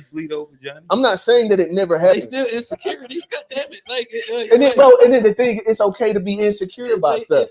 We try to act like having the ego and insecurity. All these things are like you should be laughed at, and you're like the laughing stock. I'm okay with that's stupid, bro. Unc said, yo, you guys would rather have a woman with a higher body count than you that makes less money than you than a woman who makes more money than you. Wow, this is crazy. The answer to that is yes. Hold on. I'm answering for me in here. He added an additional variable. I don't even know. A higher body count than you that makes less money. That's an additional variable. That wasn't what we were talking about. Yeah, who in the world wants to be? He did grab that. Who in the world wants to be with a hoe that is broke than a woman who has money who's going to be faithful? And then, like, are we like saying like all things are equal? Also, what inside that, like his statement? Yeah, no. I think everybody would choose like somebody that can like pitch something. Yeah, she got 5. Like we're just making that. So if you had to choose, and everything is the actual like. If you had to choose a woman between she got a higher body count than you, but she friendly and she nice and she make less money. Okay. Or a woman who body count though she ain't up there, she ain't doggone had sex with a whole bunch of dudes, and she got bread. Choosing the higher body count joint because they can manipulate her with the watch. Oh, you saying what most? That's what you think. That's why you think. Yeah. I think honestly, I think that it's. They would go with the higher body count. So they then the good girl who make more money than you. Most niggas don't care about body count. Hold on. Like I'm like this is just like a fantasy like. In high school and college thing. He's right. Most they gonna go with the body count. I don't know any niggas that's over like they'll go with the body count. Ain't worried about body count. Yeah, that's what I'm saying. Ain't nobody asking. Nobody's asking. It's just like when we say body count, honestly, nobody's asking. Hey, yeah, you 35-year-old asking a woman how many times she didn't have sex. Come on, bro, get the fuck out of here, bro. You a dweeb, right. I don't think that any of it comes up. Most niggas be like, yeah, she really it's your still avoiding the question. We're dismissing the question. I'm posing this off of Unc's comment. We dismissing the question. Let's address the question. Yeah. Okay, go ahead. If you had to choose between the two, the woman who doggone promiscuous, but she make less and doggone she look good and all of that stuff, or the woman who make more. But she just ugly. She ain't gotta be. I ain't gonna say she ugly. She bare built. Nah. Yeah, so you can't. I was about to say she decent. She don't look as good as the other one. I'm painting a picture here. She don't look as good as the other. She ain't like no. She ain't no dime, but she ain't like ugly either. Bro, you may put too many variables. Exactly, that's extra because my thing make is all things equal. Nobody in this day and age. Like I think that if most she fine too. Then like, what's the answer, bro? She fine too. She make more money than you. Part is actually taking the one that make more money, so I'd be a Cabo with Taj. Yeah, that's stupid. Bro, come on, think about it. Now just the question was kind of whatever, bro. Fuck it, that was just a bad. I was going off of Unc's comment, bro. That's all. I'm asking the question off Unc's comment. This is for entertainment. He was also trying to care about what a woman wants. I really don't care about body count, but if I had to choose, I'm choosing the woman that make more. They got a lower body count. I don't believe you. But he just said they both was not bad on the eyes. Oh wait, no, you. But he just said that he won't want a woman that make more money. He'll be insecure. Johnny just all over this nigga over here. Like, nah, he put body going down count the hill. With the ski jump. Johnny, you don't give no shit about no woman's body count. Body count into it. That changed the. Answer. Oh yeah. Ask if we're doing the Great question. How long before the call-ins? I was asking about the call-ins. We'll do it at after once Rail in them comments. Matter of fact, let's go ahead and throw the Rail and then I'll drop the calling link in a little bit. So Tone, throw the meme up there real quick. Rail bullied me on the internet. Nah, bro. This man literally was like really. I did not bully you. I was just asking questions. Nah, bro. I didn't feel that that's how it was going. Everybody right, wants to know I'm Jeffrey Hayden. Yeah. Deep Black. That nigga was cyberbullying me, bro. All right, so should we read out the meme? Yeah, read out the meme. First, read the meme itself. OG. Read the meme itself first, and then do you want him to read your comment or no? No, read the comment. I'm gonna read it. I got you. No. I I'm got talking you. about his. I got you. Yeah, read so first the main meme was men supposed to lead, not match the energy of a woman. Jeffrey shared this and he said, Jeffrey. I'm reading, bro. Just forgive me. I'm just reading. Jeff shared this and said people say this and can't even explain what they mean by it. So if she cooks better, am I supposed to still lead in the kitchen? This is why this is dumb. Right. So then I guess the thing that was for me, I commented in the joint. I was like, I actually agree with this shit. You know what I mean? I don't believe that a man should match a female's energy. And I realized as the conversation was going forward, it seemed like we were kind of speaking from different places. When I thought of like matching energy, I feel like it's I was thinking more of not like a physical thing. I was thinking more of like a more conversational, or you know what I mean? That's the way I was thinking. What does that mean? So like for me specifically, and it's something that I learned too, like over time, because I realized that when I was younger in me trying to understand how to like lead my family, I would allow my wife's emotion about how she felt about what she was saying but the way she would present it with the emotion would make me in turn become emotional with my response to what she was saying. Right. That shit always goes to shit every single time. You're gonna lose more doing that shit than you will gain ever. Right. And so that's the way I was taking that, where it's like matching her energy, because women generally, well, at least in my experience, women generally their reaction is based on what you said made them feel versus what the facts of whatever you just said. It's more about how they feel about what you said. So you'll get the brunt of the emotion. And what I've learned to not do is to jump with her in the emotion, because I have to make sure that I'm thinking logically. What is my goal? My goal, and I also Jordan Peterson was kind of talking about the same thing, although he didn't use it it wasn't sex based, you know what I mean? And for me, I know that I'm the leader of my family, so for me, for sure, I have to make sure that this shit doesn't get derailed off of an emotional response to a thing, you know what I mean? Because that's something that they'll do. So like for me, I have to stand and make sure, like, okay, what's more important? You know what I mean? Is it me being right and me trying to prove to her that I'm right, but while she's feeling this way?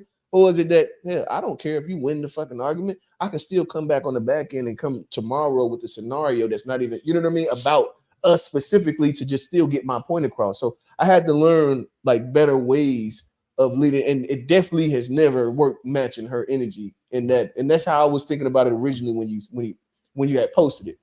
So when you initially posted it, how were you interpreting the meme? So when I read it, I wasn't even really tripping on the whole matching the energy of a woman, because I feel like that's just some social media catchphrasey, putting some gas on the fire type of thing for the conversation. I was speaking more so on the actual leadership part, because you see a lot of people speak on leadership. I mean, we just had a conversation about it too. Mm-hmm. So what I always ask those people, which is kind of where our conversation went, is I always ask, what does leadership mean in the household?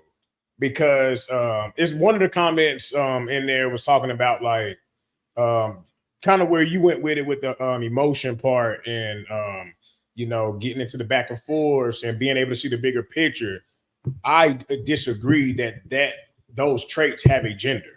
Mm-hmm. I don't believe that a woman can't see the bigger picture, or a woman can't dive directly. I mean, a woman can't not dive directly into emotion when something flares her up. Mm-hmm. My wife, for instance, she is very emotionally level when it comes to any discussion that we have. And she does even a better job sometimes than me of seeing the bigger picture. Mm-hmm. Like sometimes I run through the walls and she'll grab me and pull me back. I'm like, no, let's go about this a completely different way.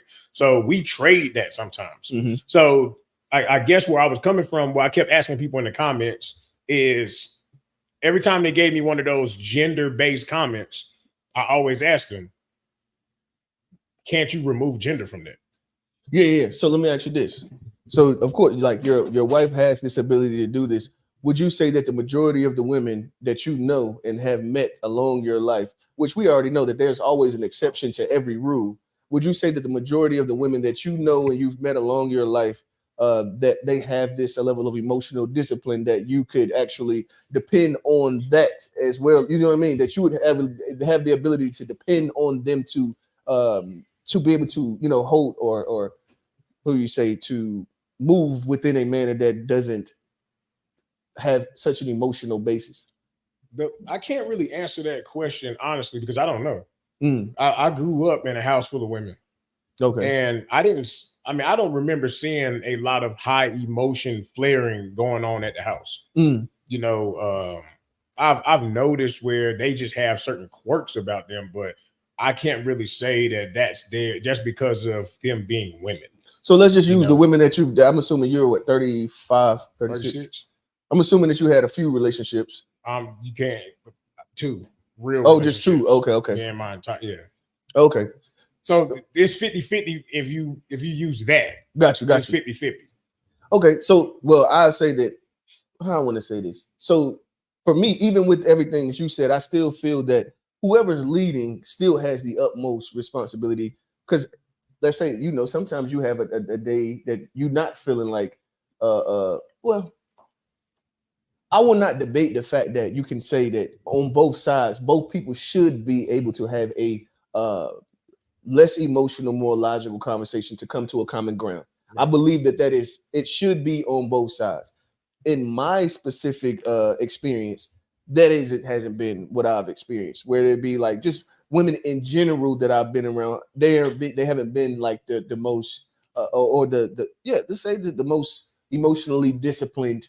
And so like I'm just not with it, and I hope I don't ruffle no feathers, but I think that they all know that it's true. Right. The ones that the women that I know, I've not experienced such emotionally maturity where they don't get thrown off and they ain't liable to start cussing and start you know what I mean? And you can, but at the end of the day, my point was that it is the leader's utmost responsibility to keep that. So you know what I mean? If you're going to be the leader of the house, of your family, then it is your responsibility to keep that discipline. And even when someone else goes, astray, you have to be the one that keeps that foundation, because someone has to do it. Someone has to have that as their, and of course you're not perfect, right? But they're your default response. So I guess where I get hung up at with this conversation when it comes to most people is my personal feelings are that in a household that you have a man and you have a woman, and then you got the kids. Let's just put it like that. Or even if it's just the man and the woman, I personally feel like the role of leadership is shared between both parties. Oh, for sure. I feel like the household runs more smooth when you run stuff where you're good at it. I run stuff where I'm good at it. Right. We come together, we make decisions, and then we move forward based on the decision that we made. I don't think that I don't really understand the taking on the brunt of all of the decision making. You got to come to me before just because I'm the man. I don't understand. No.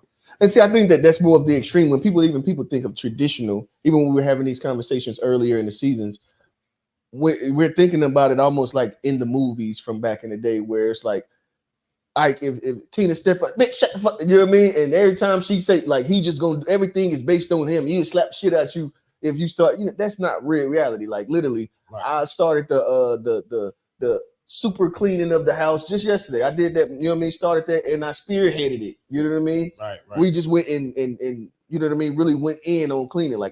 So it's not necessarily so much as that like you're the only one that's doing this and this is my thing. But like for me, I think that and I don't think it works for everybody, because especially if you're talking about like one of the modern relationships where you're talking about just like the way that the 50-50 ideas and all of these things, when it comes down to all of that, then I don't really understand it. I call it a science project, honestly.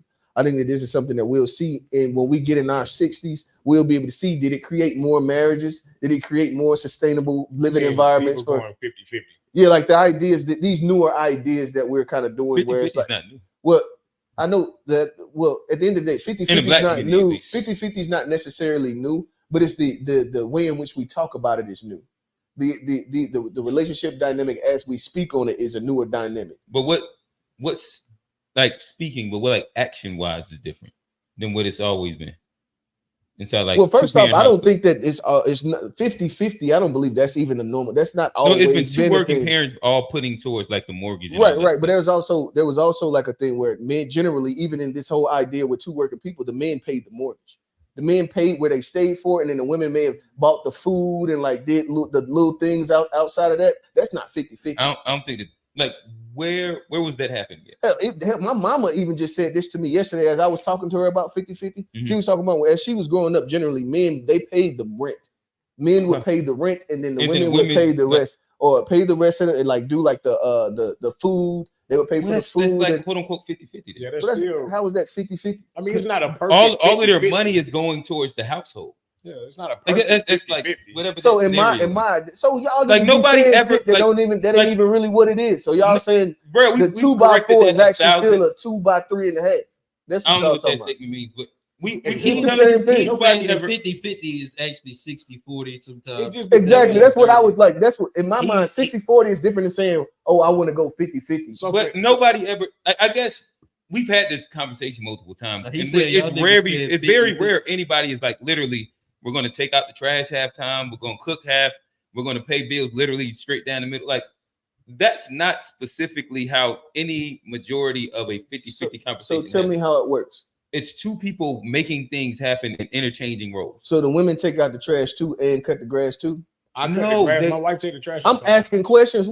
I'm just asking questions. No, like it's a partnership. It's so many roles in a household that it doesn't come down. It done. I get that. So let me ask you this: Have you just get it done? Have you experienced, or either maybe not in y'all personal experience? Have you heard maybe a homie talk about it to where in a scenario where it's 50-50 and there's like no actual like this is the thing that I do, this is the thing that you do. Do you think that there's like, have you ever seen or heard of a chance that like a person feels like, well, I've been doing this more than you've been doing this lately? Have you ever experienced or seen that? Household. Yes. Well, I mean, I would assume if you're, but it's to me in my mind, the way I think of it, it seems that that's more likely to happen if we're all doing the same shit. Like if I don't feel like washing the dishes, I just had a bad fucking week. I don't feel like washing the dishes this week. So you took them a week, then do I owe a week? But 50-50 can look like this. Sometimes my wife will load the dishwasher and wash the dishes, and I take them out. And put them up. Right. But what I'm saying, let's just say like, yeah. I mean, it could look like that, or it could be the opposite. Like it's so many different versions, and that's why it's not like a literal split down the middle thing. Cabbage. So and then honestly, again, in my opinion, I think niggas be getting off. I 100% believe, and this is my opinion, that men don't have the care or the nurturing mentality to just every time they see something to pay enough attention to pick the shit up. Nigga, you will walk over shit all goddamn week. Well, at least I know I will. As me, I know I fuck around and walk past them goddamn dishes 2 days straight, look at them up. I ain't gonna just say the dishes, just some shit laying around, just walk over that shit. She gonna sooner or later feel away. Because we're not so into like for me, I'm not one of those like the super nurturing guy. Yeah, bro, I step over shit. You could have picked them draws up. That's funny. We was having that conversation yesterday. Makes me not be able to think. Like, I don't like it at all. You ain't have to step over the draws 2 days. Nah, you right. Absolutely right. But I stepped over them bitches, and I feel bad about it. Like Todd to tell you right now, the boxes in that front room, that shit killing me right now. Them bases, I don't like any of that. I can't really sit inside places that's cluttered. So let me ask you this: let's say in your house, right? You got the boxes that add up. Because we just order shit all the time from Amazon, and like over time, if you ordering diapers, let's say you getting diapers and wipes and all this shit, them boxes add up quick to the motherfucker. Yeah. Put that shit up. Who? So your wife, did she like slit the box, fold the boxes down so you can stuff them into the? So just sometimes y'all just free ball it. Just get the job done, bro. Yeah. I mean, as long as it's working, Get it done. My thing is, as long as it's working for y'all, it's working for y'all. And I'm single, Johnny. But that's been like with most things that happen in general. Like I think that's the get the job done is where the whole the man is the leader thing falls off of me. because what are you leading at that point? To me, leadership ain't that. Leadership sounds like there's a person up here and then everybody else is down here. You could just be leading it in the charge just to get it done. You could just go around and get everybody be like, "Hey, look, y'all." Tara gave y'all a good. She said, "Y'all being too specific. My husband works hard as hell all day. I can use a damn box knife. I'm a woman, not retarded." Right. That's right. But to me, that I don't know how y'all felt. Like I didn't think that cutting boxes was a male job. So she's saying that I agree with what boxes. she said. Yeah, like you asked him about like if all them Amazon boxes pile up, who gonna do that? And she says, "Fuck it, I can do that." Yeah, she said because he works hard all week, so I feel like I'm helping him. So I get that. So she said, but I also don't feel like me working. Like for instance, when I was still in the car business, I was working, 55, 60, 70 hours a week. I didn't feel like that made me exempt from helping her around the crib. I think a lot of especially if she's working. Yeah, I think a lot of relationships kind of lean on it. And then I guess, and see, my big thing too is that you okay, and this is another thing for me. When we start talking about, I'm talking about in my mind, I don't think that if you and your old lady are living in the house by yourselves, that she should just sit around and not work all day type of shit. To me, that's just like, that's not, I'm not talking about that. Like once you have children running around the house, it's added layers to it. So like we were having it in a more simplistic way, but I definitely don't believe that like as a person that y'all both just said, so why are you not working like that? To me, it makes more sense for you to work. But as you talk about childcare, say again. Said you modern to them kids come. Yeah, he said modern as hell. I don't think y'all. how is that modern, bro? You talking about two adult people living in the same place and y'all working? That's not modern or not modern. He said was at the crib. I think she should work. You talking about tradition? That's when that women couldn't work. What are you talking about? Tradition is based off. Hey, but if they know the hierarchy of tradition, but you're not being traditional if laws make it happen. That's just you just following the fucking law. What is tradition? Hey, but if y'all ain't got no kids, she better get her ass up and work. Yeah, I think you should work. I think you should work. And my thing is, it's honestly when it boils down to it, I think that like for me, I would rather my wife much more work for herself or work for me than work at somebody else's job. I would much rather that. So like I front all of the bills at my crib, and my wife, and we done tried to do the locks. You know what I mean? Got the, you know what I mean? Her starting to doing the locks, and we done, kind of went through a couple different variations of what that could look like. But like for me, that is what I would rather. And I think for me and my wife, she's also a traditional woman. Her her mom was in a similar space. You know what I mean? So that works for us. And that's why it's like, to me, it's not no right or wrong answer. I think that the way that I think that the way that we're doing it now and the way we discuss, it's like the way we discuss relationships also within this new the way that we're kind of doing them. Honestly, I call it a science project. I want to see, hopefully it does. Hopefully we get some benefits from this much better than we got in our parent generation, right? To where we see more two-parent households that have been able to stay together for the 40, 50 years. Hopefully we'll see this when we turn 60, these new ideas. Hopefully these new ideas like are actually productive and progressive for, you know what I mean, the community once we see it on the back end. I don't have any faith in it, but I'm hoping for it. You know what I mean? Because this is what we're in a place where it takes two incomes for sure. Right. But for the average person, it takes two incomes. I understand that, which I think is a long time that it's been taking two incomes, but fucking the system and all these different reasons, you can get benefits from being by your damn self. Yeah. So I guess I wanted to ask you a follow-up question on what you had just said. Mm-hmm. So if pre-kids in this hypothetical scenario, mm-hmm. you want your woman to work, when both of y'all get off of like just say she's doing hair and that's her thing, yeah, and she like pretty much got like she fired, so she doing a stitch braid, she doing dreads, so y'all both got off that 8 to 10 hours. I wouldn't want my woman to wait no 8 to 10 hours. Y'all can I don't feel like my wife should have, my old lady shouldn't have to work as much as I do. Just want to ask the question. Go ahead. All right, so if she's putting in them 6 to 4 hours of labor, yeah. But when y'all get home, I want to play. There's no shared responsibilities. Oh, I don't cook.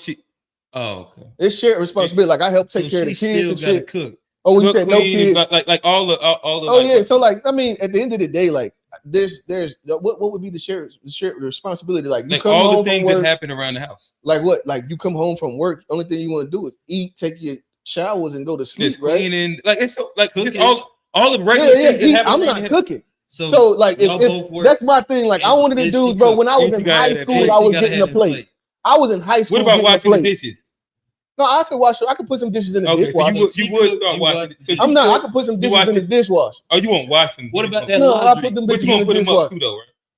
Put on how I feel. What about that laundry? She put them in. You gonna take them up? You gonna take them up? I haven't had to do laundry in so fucking long. So they tell you just so you'll be getting off, bro. Oh, but see, you gave this. But you gave I didn't give anything. You gave. But that's why my situation ain't that though. But you just talked about what you would want to do. If we didn't have kids and all this, we don't went into all of that. So like, if you didn't have kids, you would want to get off one of them. No, if I didn't have kids, I would assume just more of the broke down responsibility. Listen. What I'm saying is that I get what you're saying. I get what you're saying. No laundry. Nigga, I'm not voting for. Let's get here. Let's be honest. I don't mind putting this shit in the washer and taking it out the dryer. I don't fold no clothes and shit.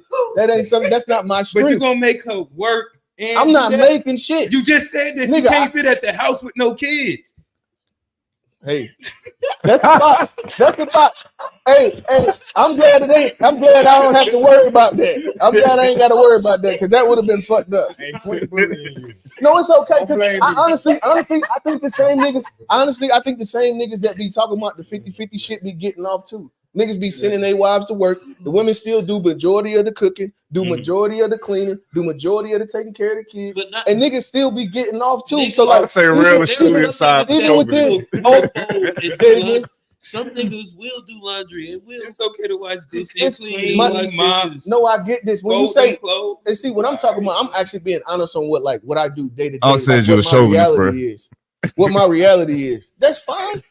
Hell, my wife ain't worked in goddamn. Now, I will say this. I suck at folding clothes. I do too. I'll put the bitches. I don't fold clothes. Ain't gonna lie. I'll wash them. Bro, and niggas be talking about some shit. I'm not good at folding clothes. I wash them. I dry them. Y'all niggas eat that shit. I'm not pissed off.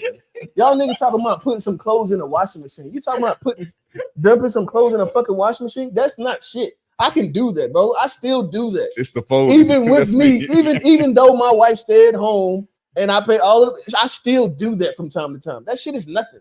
Y'all talking about minute tasks, something like putting some clothes in. Especially when we only got to do it once a month. Washing what about machine. finding them sock matches?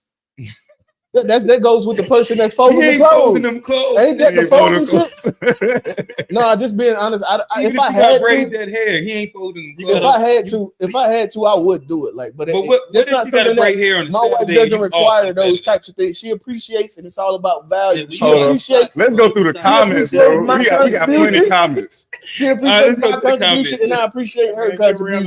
All right, I'm not in no blender. I don't give a fuck about what y'all think. Because I think all y'all niggas lying anyway. I'm just the only nigga telling the truth.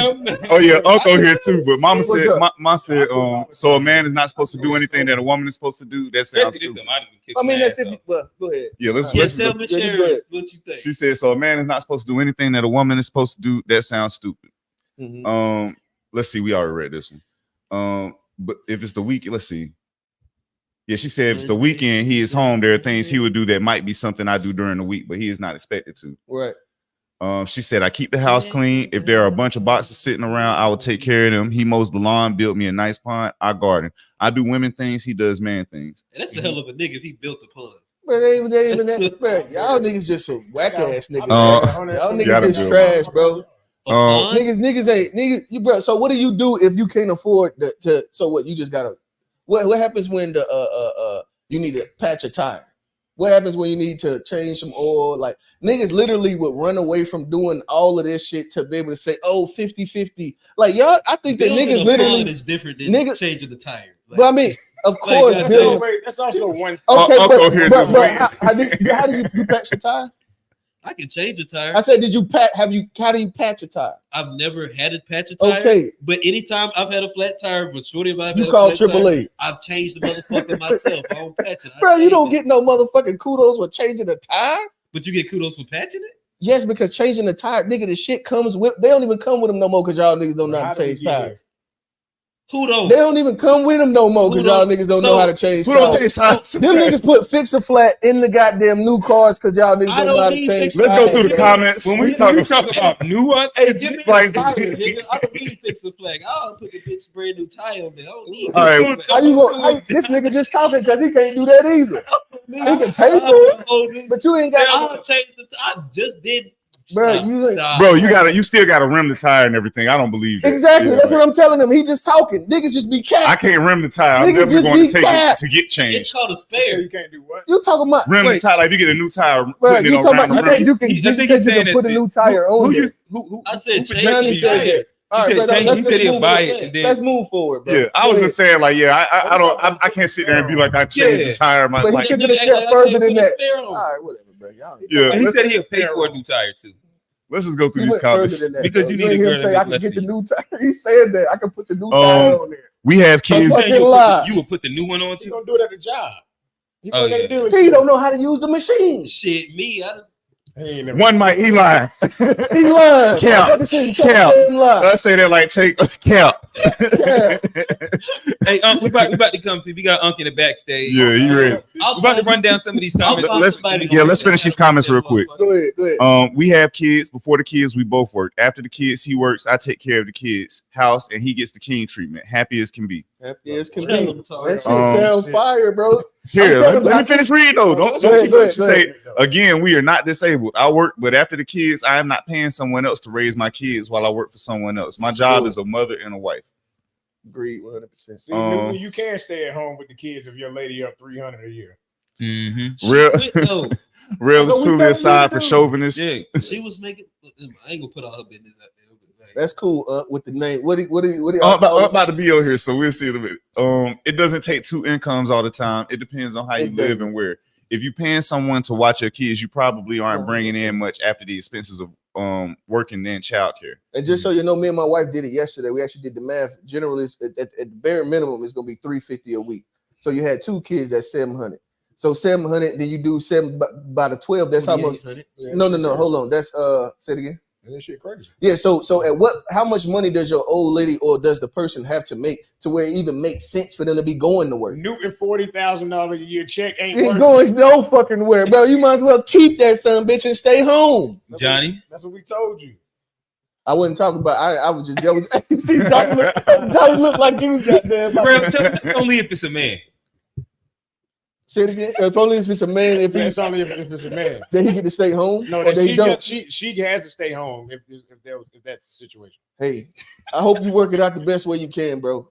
I'm just not that guy, bro. I'll make more. I'll figure out how to make more. I'll put this out there. We'll wrap it up. I hope I find a woman that make 300, and I'll figure out them insecurities by goddamn self. Now you lying. Hey, now you lying. Yeah, I'll figure. I know a nigga who I believe that for Johnny. And first of all, I think Johnny was talking with. Hey, let's get through the comments. She ain't gonna 5 times me. I'm gonna get some. Yeah, we got about 10 minutes left. Let's get through the comments and then and let Unc come in. All right.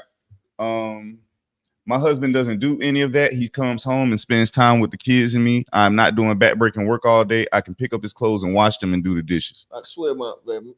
Yeah, Tar, you a real one. That's literally my life, bro. And I understand if y'all niggas don't like that, bro. Let him read the comments, man. It ain't about you, bro. It's about the comments. Fuck what y'all talking about. I understand if y'all prefer. Which I already knew it was gonna be a 3-on-1. I asked my wife. I told my wife that shit yesterday. I told everybody that. I didn't do nothing. All right, comments. My husband only cooks when he barbecues, but I still cook all the sides. Man, he got to get in the kitchen. No, he don't. Man, put that man in the kitchen. No, he don't. Can he change the tire, change oil? I hope we are not getting through these comments. All right, go ahead. Okay. If a woman work and you do, why does she have to do come home? Why does she have to come home and do work? Real? No, I mean. Hey, that's why my thing is in the I would not want that. I would not want that, so I don't have that. This is for y'all niggas that's 50-50. You talking about Rail? That's y'all niggas. Hey, Rail got Amazon tape on his back. What does that even mean? Yeah, the box. Oh, no, facts. Yeah, I'm not in the box. I know I only base my scenario. Bro, I'm not in a box, bro. It was based off what you said, and then you had to like walk it back. All right, let's no. It was a slight. We almost through the comments. I want to bring Unc in. But I might be better with a box cutter than my husband is with the washing machine. Respected Tara G. Yeah, that is. Respected Tara G. This is the most stable arrangement, and it works for my family too. He a mechanic, electrician, welder. There isn't anything he can't do. His brother owns a roofing company. We have a vehicle lift in the garage. He changes my tires and keeps the vehicles good. Oh yeah, she married a good one. She married a good one. Y'all niggas ain't worth a plug. Hey, I can do a lot of shit. Sound good. And she said they don't like it because they don't have it. With pressing keys. She said they don't like it because they don't have it. If they ever had it, they would want nothing but that. Facts. That's how I feel. All right, let's bring Unc in. Y'all don't have the woman that's catered to you. I'm talking about the woman hey, that bro, just even if you come back alive, you. you're coming out of a box. You gotta punch your way through the top. Hey, we got Unc on here, y'all. Johnny, at the end of the day, it's okay, bro. Let it go, bro. You know you would love to be able to come home to a meal every day in a clean house. You would love that. Ain't nobody said I wouldn't. You would love that. Also, yo, what's good, y'all? If that would be the preference to be taken care of, most men want to be taken care of. Hey, I think you're on mute. Oh, yeah, we can't hear you. Yo, hold up. Let me. Yeah, we still can't hear you. I don't care. Come get some smoke if that's what you coming for, bro. I don't give a fuck. Let's go. Where you go? Oh, I think he's probably about to call back in. But hey, I guess what? Oh, you. Well, no, I was gonna say it's been a good episode. We waiting on Unc to come back. I will tell everybody to tap into us on all social medias. Hit the notification button if you haven't. Comment below. Please like the video. Smash that heart button. What Tone said? Tones, mom. What Rail said? That was crazy. That was crazy. I didn't know y'all. I wasn't going there. Hey, yo, okay. Hey, look. Hey, never mind that. Hey, listen. As we have all socials. As we have this quick sidebar. See, this is why I don't understand y'all game that y'all be playing. Because I remember, like, y'all. All right, Kofi's here. I ain't even gonna land that shit. Hey, Kofi, whether it's the relationship, but I actually want to hear you on more of the political side of things. It sounded like you had some smoke for the dialogue that we was having. It sounded like as open and fair as we possibly could. So Kofi, talk to us, brother. What up, boss man?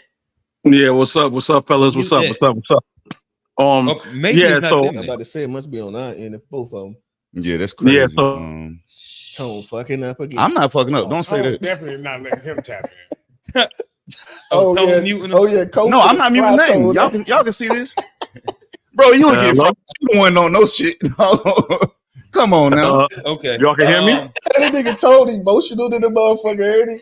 Look, see, so is that exactly? I told you, them niggas, Tone. them niggas ain't gonna get too far, bro. Hey, fellas, let's do some quick problem solving.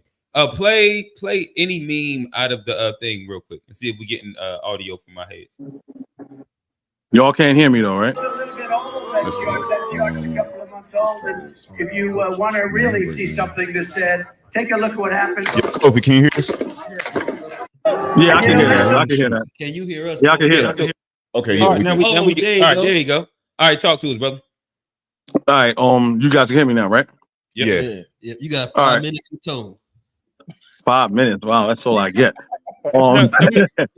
But yeah, no, all right, so I guess let me set the room really quickly. So Kofi, what we'll do is give you 2 minutes, and then we're gonna bring Unc up, give him 2 minutes, and then maybe if we have enough time, we'll kind of like have a full dialogue.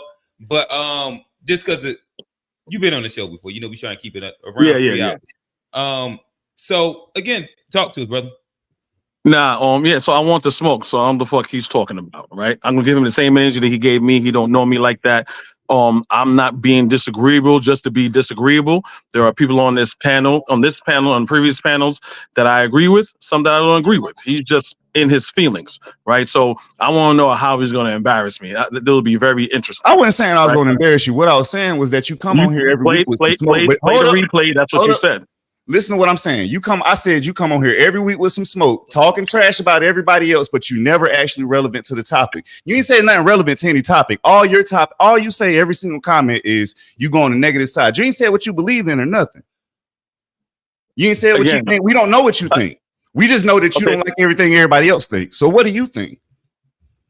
It sounds like you already know what I think because you already have a hostile attitude. Because there's certain things that you said that I agree with that will make you look stupid, right? There's things that everyone said things that I agree with. I really don't agree with everybody here wholeheartedly. I think what's happening for us on the political side, like certain things were told that's the truth, but there's other things that are there to it. You know what I'm saying? So it's a lot of things that's either like inconsistent for.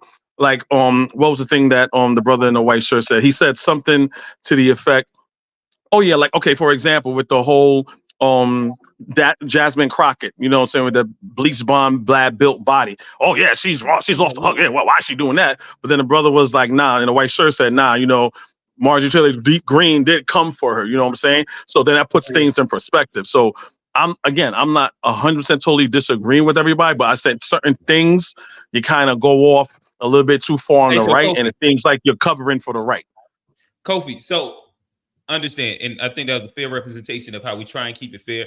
So with this last minute, what I want you to do, run down some points that you think that we did get wrong.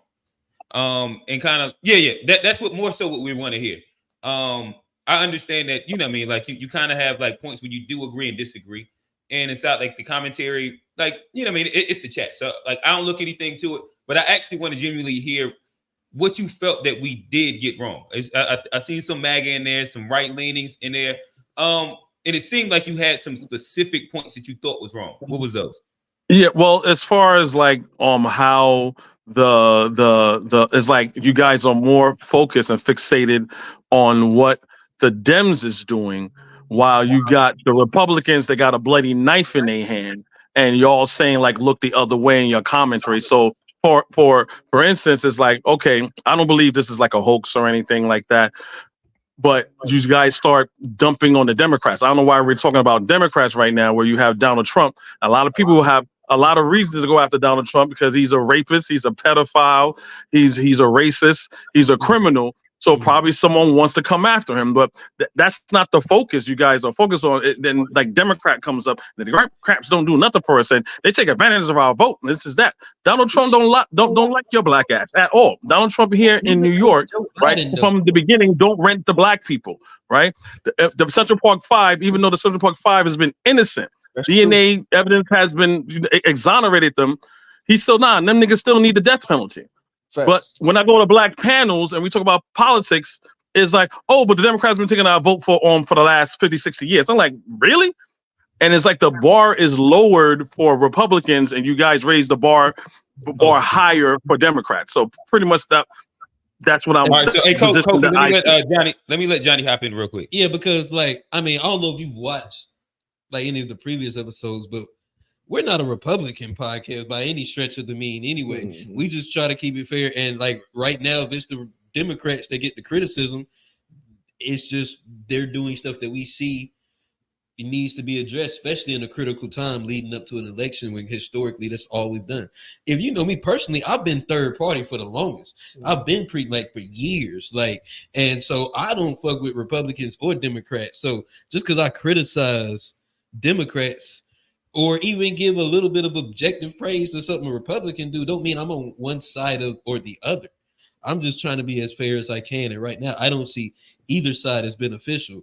But just because I talk junk about or don't agree with Biden, don't mean that I'm automatically a Republican. And that's the problem or that's where I feel like I have trouble criticizing Democrats sometimes, because it's like, even if you do, you automatically get put in this group. Mm-hmm. And I ain't necessarily you get cooned in Uncle Tom. Yeah, it's just I don't fuck with neither one of them. But if I'm gonna say what I feel about both of them, there's things Democrats do right, things Republicans do right, things Democrats do wrong, things Republicans do wrong.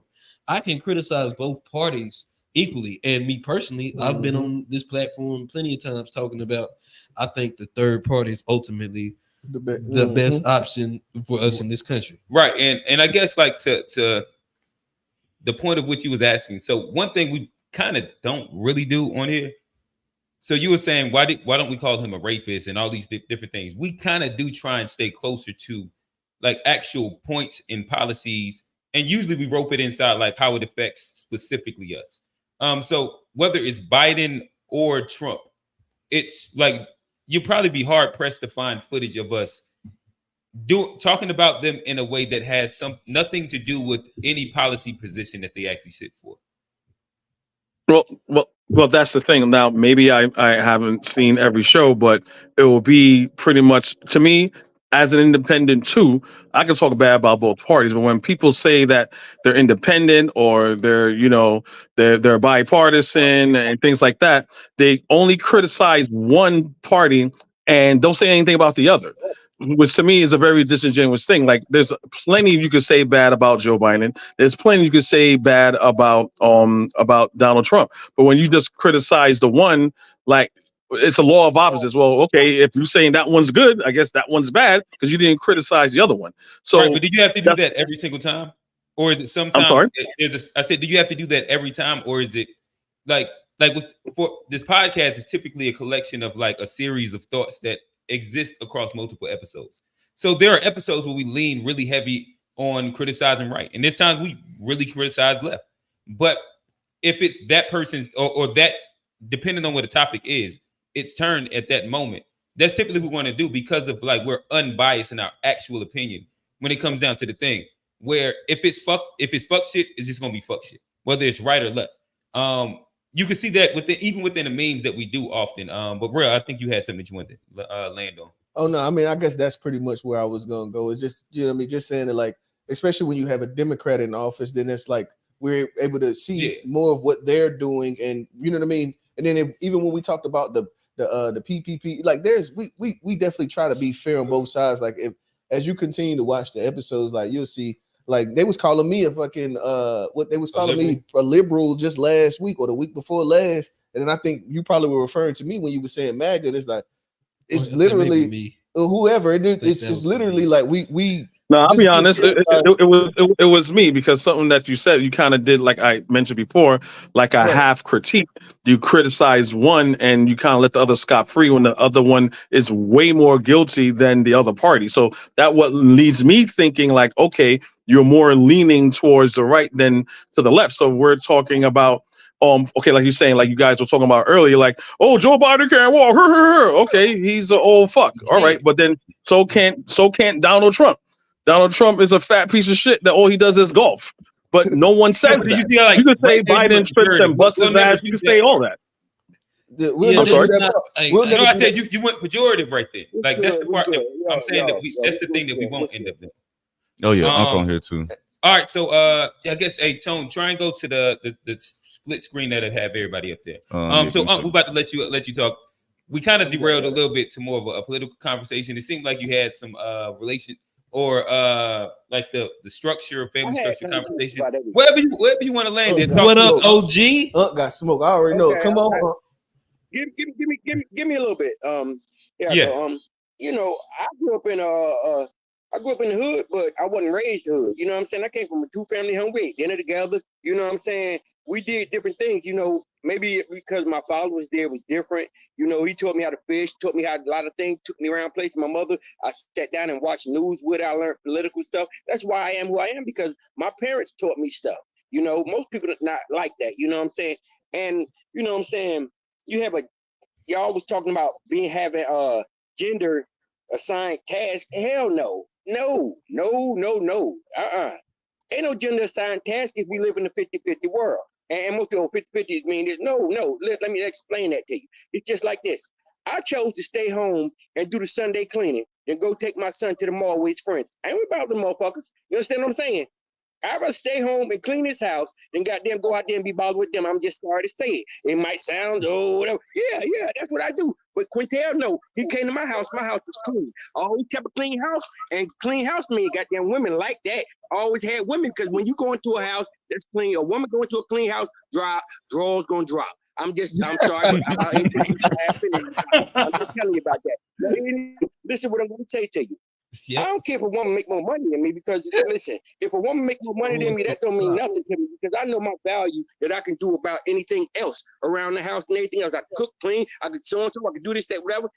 So what? She makes more money than me. I might be financially understanding more than she does. She might make more money, but at the end of the day, she's broker than I am. You understand what I'm saying? I might have to show her how to make money. So, you know what I mean, make her money move in the world better. And being a stay-at-home dad, you know, and that's a very important job. Most men won't do it because they don't want to do it because that's a very hard task to have. To be a stay-at-home anything, you are the home CEO. You understand what I'm saying?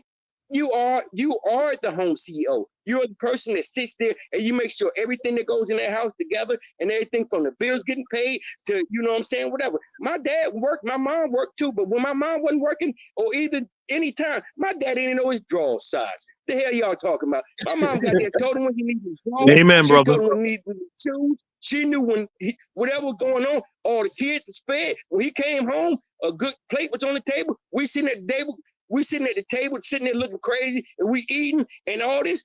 It's far none. Most men don't want to do it because it's too hard of a task that most men don't want to take on. That's being honest. Hold on. I have my hand up. I got one thing. Yo, can I answer that real quick? No, let me finish. Oh no, I got you. I was about to say you got 40 seconds. 40 seconds to wrap like this part, and then we'll have like some dialogue. Oh, okay. You know, it's like, to me, most men, it's like this. Money has nothing to do with being a leader, because you look at a lot of leaders that, you know what I'm saying, Malcolm X died damn near a broke man. You understand what I'm saying? And you gotta look at Nicki Minaj. She married a broke dude, thug dude. Women want what they want. Men got to understand that the woman gonna want what she wants. She got money, gonna take care of that man, gonna take care of him. It's a lot of low, you know what I'm saying? I'm sorry, but it sounds like a lot of low dick energy in this room. You understand what I'm saying? Because when you take care of what you gotta take care of, you're gonna take care of. I'm just being honest with y'all now. Double standards never hit a woman, you know what I'm saying, as a big group, because you know what I'm saying? You look at this right here. Double standards. Oh, this, that, whatever. Let me tell you something. A double standard is double standard. If a group of goddamn big dyke bitches come and jump on your ass, you tell me you ain't gonna hit none of them. That's a double standard. Don't hit that woman. Goddamn, the big bitches hit me, I'm gonna beat the hell out of all of them. With that, you land the plane. Hold on. No, give me. Let me. Hey, we gotta let you go. My favorite part about Unc, we already over the time. Yeah, my favorite part was that, and I rock with it. Unc had the notepad. He had his. He had to get off. Yeah, and I like that. That was actually fire. And let me piggyback on one thing Unc said. I think that what we're doing in today's time is that, and I understand y'all don't like the gender roles and things like that, but I think that and this is the thing. I think that like where the men and our fathers and our grandfathers did is they took advantage and undervalued the things that women naturally do through their nurturing nature. They undervalued the shit so much to where they just was stepping all on it and acting like it wasn't shit. But then when you get a chance to actually experience that, there's an appreciation that they have for the things that we naturally can contribute, and that we should have for the things that they naturally contribute. And I understand, like you could say, like people's weaknesses, strengths and weaknesses. I do think that you should balance things based on strengths and weaknesses. But I also think that like we've gotten here. The reason that we've gotten even to the place where we are is based in the fact that the men were undervaluing the things that the women were contributing. And now the women are trying to do both. And then they're realizing that like both is too much. And so now we're trying to reconfigure the family dynamic to make sense at this point. So that's why I say but go ahead. But may I interject for a second? Hold one second. Go ahead, Jeff. I think to tap in on that, I think both men and women both actually undervalue the things that they themselves can do. So a lot of times we put the nurturer of the home on the woman when a man can be nurtured. And, you know, certain things and tasks that or characteristics that we put on men, women can possess that too. Women can get up and get shit done. Absolutely. It's not, I think a lot of times we paint them out to be these helpless little things that they need us to come and put them back together and fix and build them up. But I don't think women are as helpless as a lot of these topics paint them out to be. Oh no, I'd agree. I'd agree. And so I guess I'll lend this to them, and then we'll also, if anybody else kind of wants to wrap with the thing. Tone got 1 minute on the clock. So Kofi, we'll start with you, then we'll go to Unc, and then how we want to kind of wrap that with that. I'm gonna allow y'all to kind of like get y'all last word in. Again, it's gonna be a minute, so it's the hard out. We passed over the limit that we usually go with. So Kofi, let's start with you, brother. Yeah, I pretty much agree with you guys. But when it comes to gender roles, as far as my experience, there's no such thing. There is such thing as 50-50. It's a team. I think what we're getting lost in is old traditional biblical Western ideology. I'm speaking as a Pan-African. Western ideology of how white people run their household and stuff like that. What it is that it's a team. When you get married, you're a team. You see, like what the brother in the white said, you see what your strengths are. Like with me, when my mother, my wife, she does, look, I've been married. I have 5 kids, been married for over 20 years, right? So this is where experience I'm coming from, right? My wife is just good at certain things, so she does it.